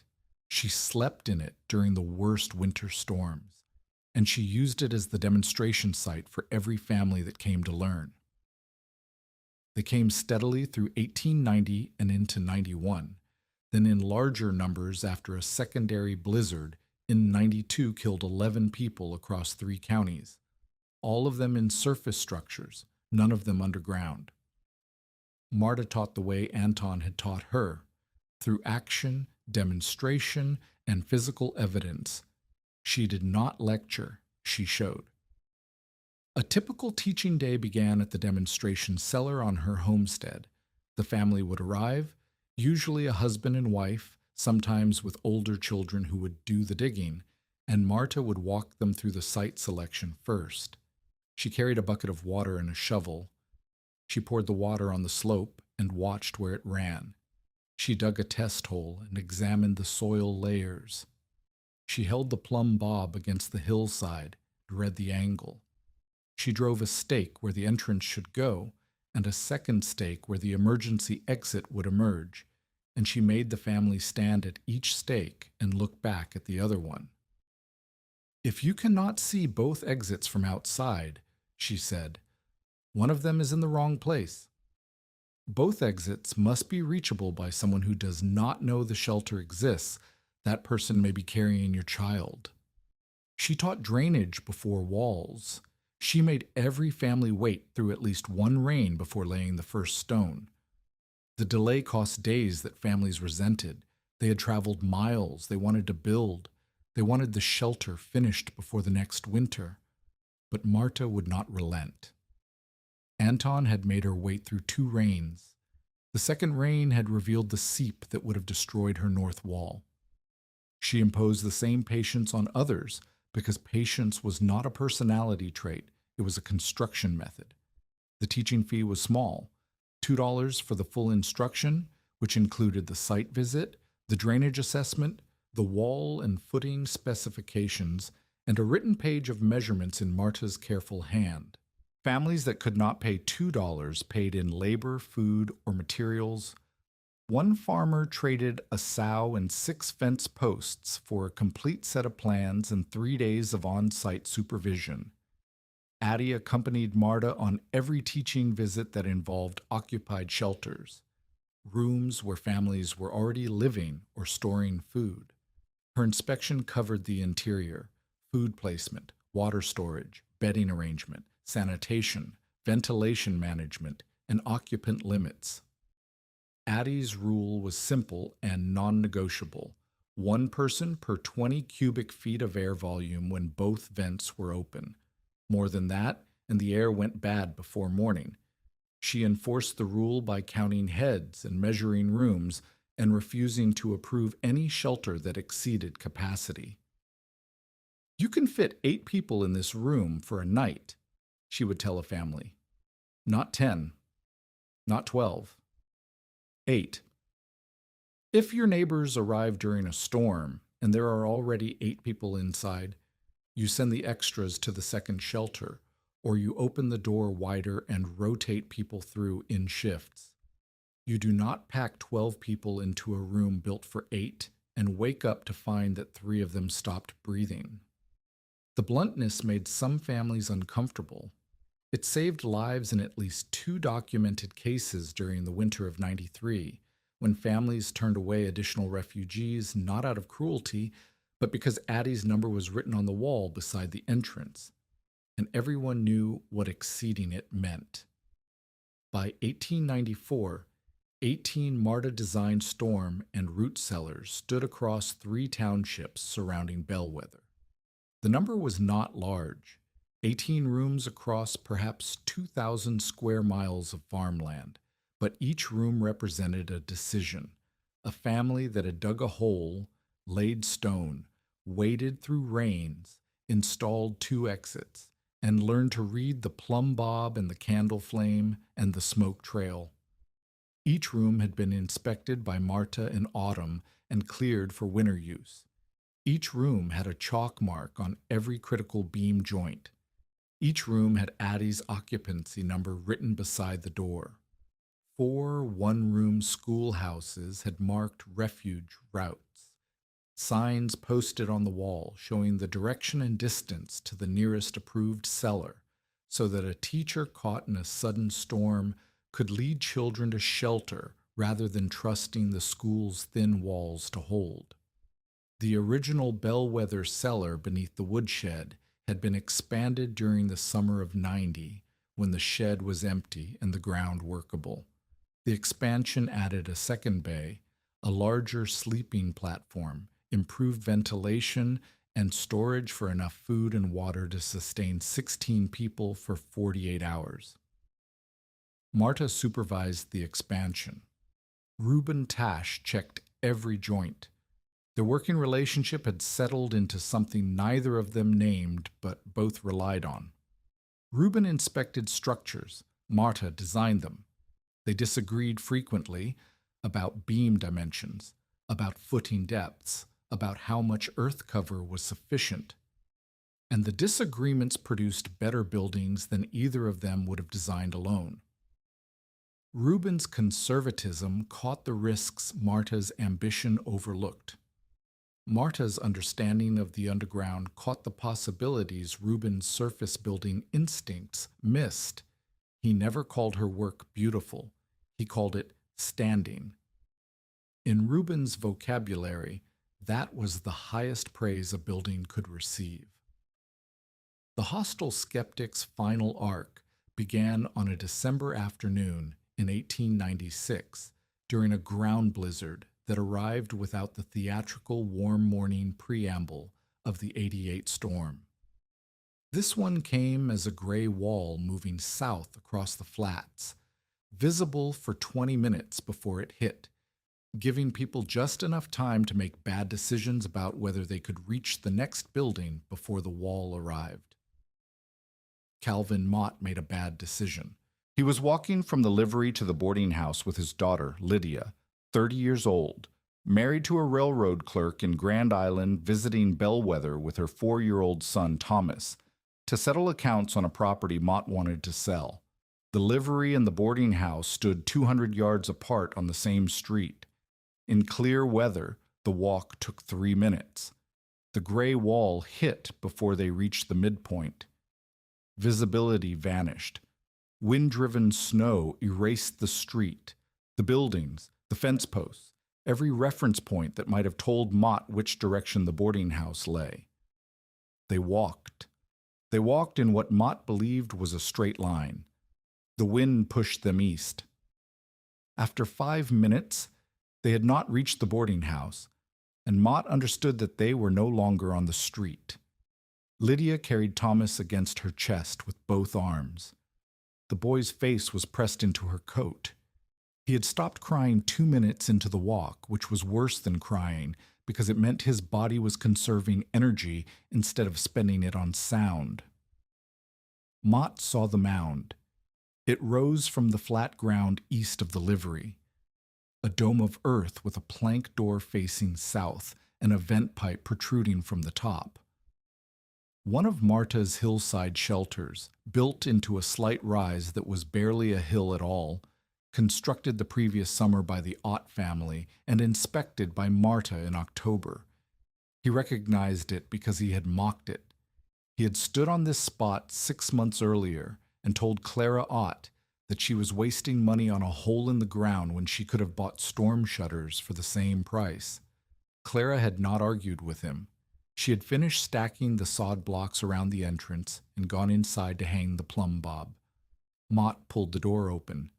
The entrance passage was 4 feet long, lined with stone, with a second door at the inner end. He pushed Lydia and Thomas through the first door, followed them, closed it behind him, and opened the second. The cellar was dark, cool, still. The air did not move except near the low vent, where a thin stream of fresh air entered from the south-facing intake. The temperature was approximately 40 degrees. Outside, the wind was driving the air temperature below zero. Mott felt the wall. Stone, dry-laid, 18 inches thick. He felt the ceiling beam. Timber, spanning the short dimension, resting on a central pier. He felt the pier.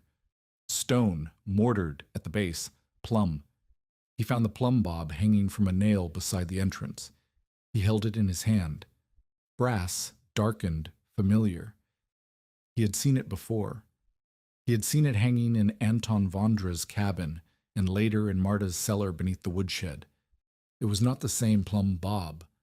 It was one of 6 that Marta had commissioned from a blacksmith in North Loop, modeled on Anton's original, hung in every cellar she considered finished. But it was hung in the same place, at the same height, with the same meaning. When this hangs straight, the wall is true, and the weight goes where it was sent.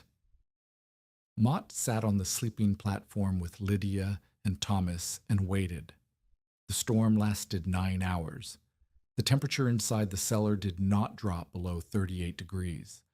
Thomas fell asleep against his mother's side. Lydia's breathing steadied. Mott sat in the dark and listened to the wind trying to reach them through 8 feet of earth and stone and failing. He did not have an epiphany. He did not weep.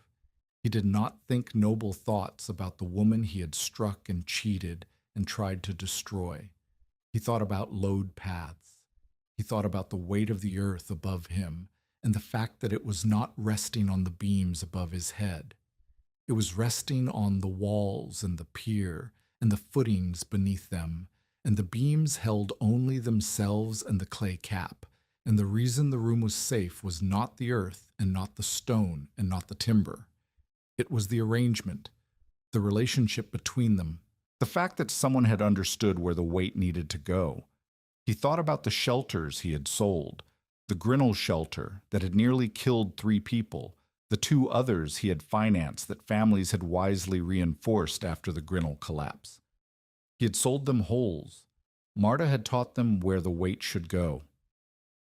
The acknowledgement came 2 weeks later, and it was as difficult and graceless as anyone who knew Mott would have expected. He appeared at the woodshed where Marta was conducting an autumn inspection of the original cellar. He stood in the entrance passage for a full minute before speaking, as though the 4-foot ceiling and the stone walls were pressing the words out of him by force. "I sold them holes," Mott said. "You taught them where the weight should go." Marta set down her chalk and looked at him. She did not prompt him. She did not make it easier. "The wages," Mott said, $17.50. I have a statement here that confirms I withheld them. I have signed it. Reuben Tash witnessed the signature. He held out a folded piece of paper. Marta took it. "The debt claim was false," he continued. His voice was flat, not remorseful, not apologetic, simply declarative, as though he were reading items from a ledger that someone else had written. "The clothing was yours. The meals were part of the work arrangement. The medical charge was invented. I put the numbers on paper because a woman with a debt has no standing to make accusations." He did not say he was sorry. He did not ask for forgiveness. He turned and walked out of the passage, and Marta heard his boots on the shed floor above, the same squared-off heel pattern she had identified in the dust the day he pulled the brace. The statement restored her name, but did not erase what had occurred. The split lip had healed. The bruise had faded. The $17.50, when Mott eventually paid it, bought nails and lumber for a addition to her homestead house. The money did not carry memory. The paper did. Marta kept it folded in the notebook beside Anton's specifications and her own construction records, a document that proved she had been telling the truth during the months when the truth had not been enough. The years after 96 moved with the compressed rhythm of a life settling into its shape. Marta and Addie built a business, not a formal company, but a recognized practice. Families from as far as Custer and Sherman counties sent word asking for site visits. Marta traveled with her tools and her notebook and Addie's occupancy charts, spending 3 or 4 days with each family, sleeping in her own shelters when shelters existed nearby, sleeping in the wagon when they did not. Peter Rusk, the boy who had been carried through the emergency shaft at 9 years old, grew into a carpenter's apprentice in his teens. He apprenticed under Reuben Tash, who taught him frame construction, and under Marta, who taught him footings, piers, and underground load paths. By the time he was 19, Peter could build a complete hillside shelter in 3 weeks, start to finish, including the stone walls and the drainage trench, and the 2 exits that Marta required in every design. He specialized in the feature that most builders found tedious and most families found unnecessary, the storm cellar door. A proper door for an earth-sheltered entrance had to resist wind pressure from outside, open inward so that snow accumulation would not trap the occupants, seal tightly enough to prevent air infiltration, and survive decades of freeze-thaw cycles without warping. Peter built them from double-planked oak with fitted frames and leather gaskets, and he built them to last longer than the rooms they protected. Addie's son became the craftsman of the threshold. Marta's student became the guardian of the exit. Between them, the next generation carried the knowledge forward, not as theory or tradition, but as trade skill, measurable, teachable, and paid. Marta did not marry. The outline of her life did not require the shape that marriage would have imposed, and she did not seek it. She had a homestead, a house, a practice, a partner in Addie, a protege in Peter, and a community that came to her door when the wind shifted. Her independence, the thing she had walked out of Mott's boarding house to preserve art, was not a principle she defended. It was a condition she inhabited, as naturally as she inhabited the room she built.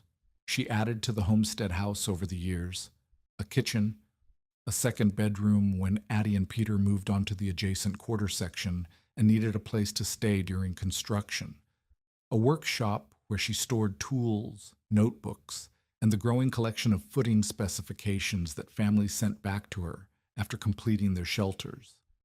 Field reports, in effect, documenting soil types, drainage rates, and load performance across 100 miles of Nebraska prairie. She kept the underground room. She never filled it in. She stored food in it through every winter. She slept in it during the worst storms. And once each autumn, before the first frost, she climbed down the ladder, lit the lamp, and held a candle beside every crack in the stone wall. When the flame stood straight, the room was sealed. When it bent, she found the gap and pressed clay into it.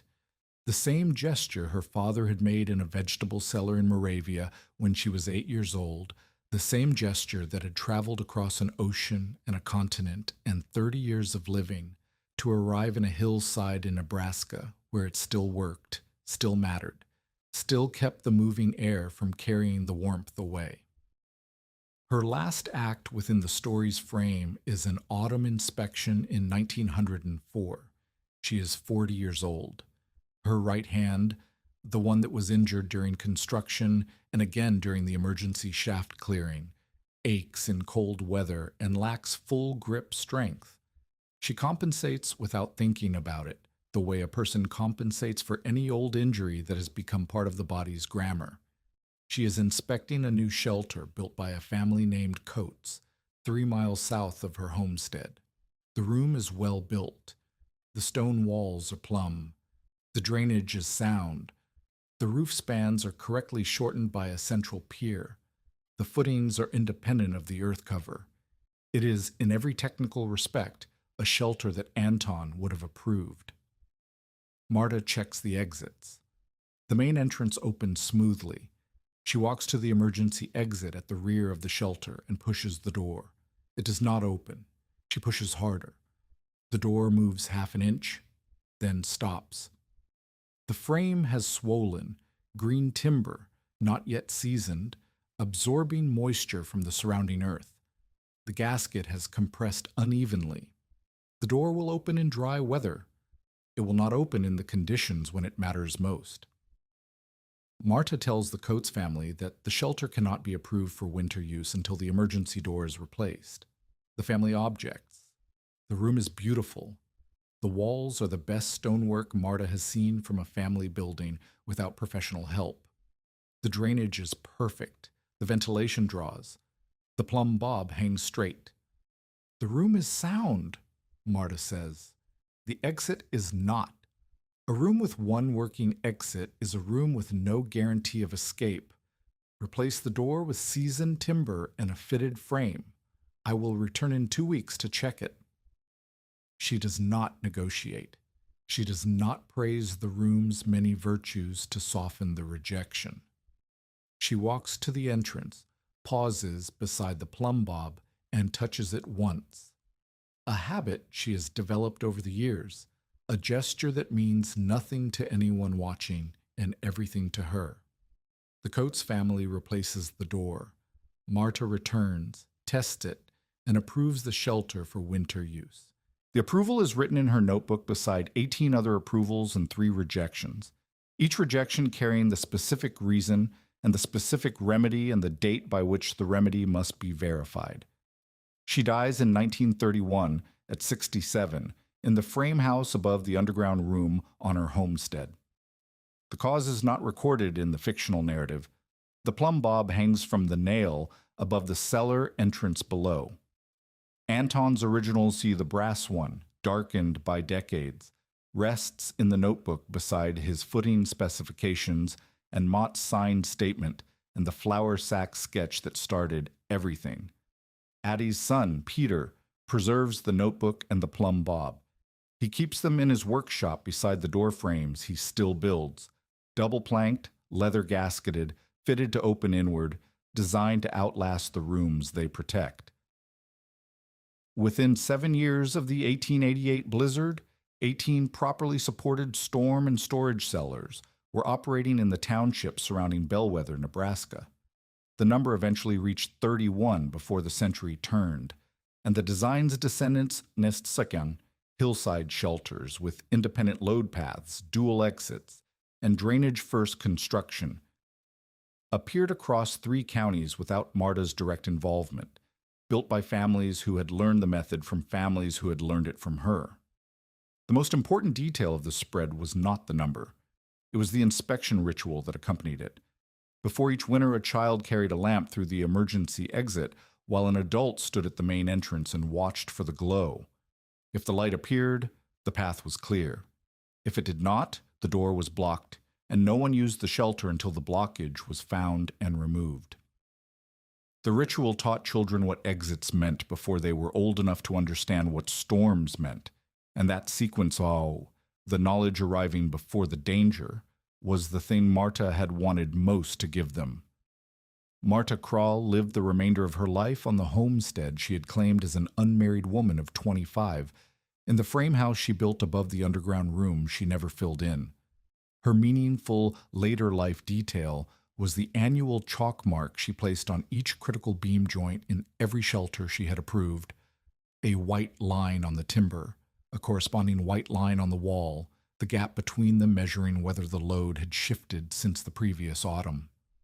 Children who had never experienced the 1888 blizzard still knew not to erase those chalk lines. They did not always know why the lines mattered. They knew only that Marta checked them every year, and that the shelters she approved kept standing, and that the ones she rejected were the ones that failed. She died in 1931 at 67, and Addie's son Peter preserved her first notebook, the one with the flour sack sketch and Anton's footing specifications and Mott's signed confession beside the plumb bob that had hung in every cellar she ever called finished. On January 12th, 1888, the boards of Marta Kral's plank shack scattered across frozen ground while wind drove the temperature toward 36 degrees below zero and snow buried every surface structure in Bellwether, Nebraska.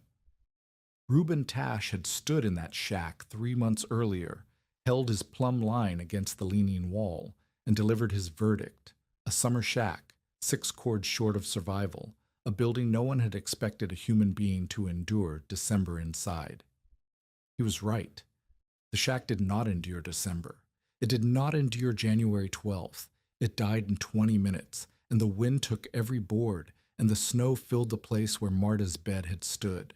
But 7 feet below the woodshed, behind 2 offset plank doors and 18 inches of dry laid stone, beneath a clay cap and 72 cords of stacked timber that carried their weight through independent bents and stone footings into undisturbed earth, a room held at 38 degrees while the world above it froze. Reuben entered that room 2 days later and checked every chalk mark with his plumb line. The marks had not moved. Years afterward, Reuben stood beneath the same roof and saw 4 sets of footprints emerging from a room he had expected to become a grave. The last image is not Marta beside a triumphant building. It is Anton's plumb bob, hanging from its nail inside the cellar entrance, motionless in still air, while the wind moves the snow above it and the weight of the world finds somewhere else to go.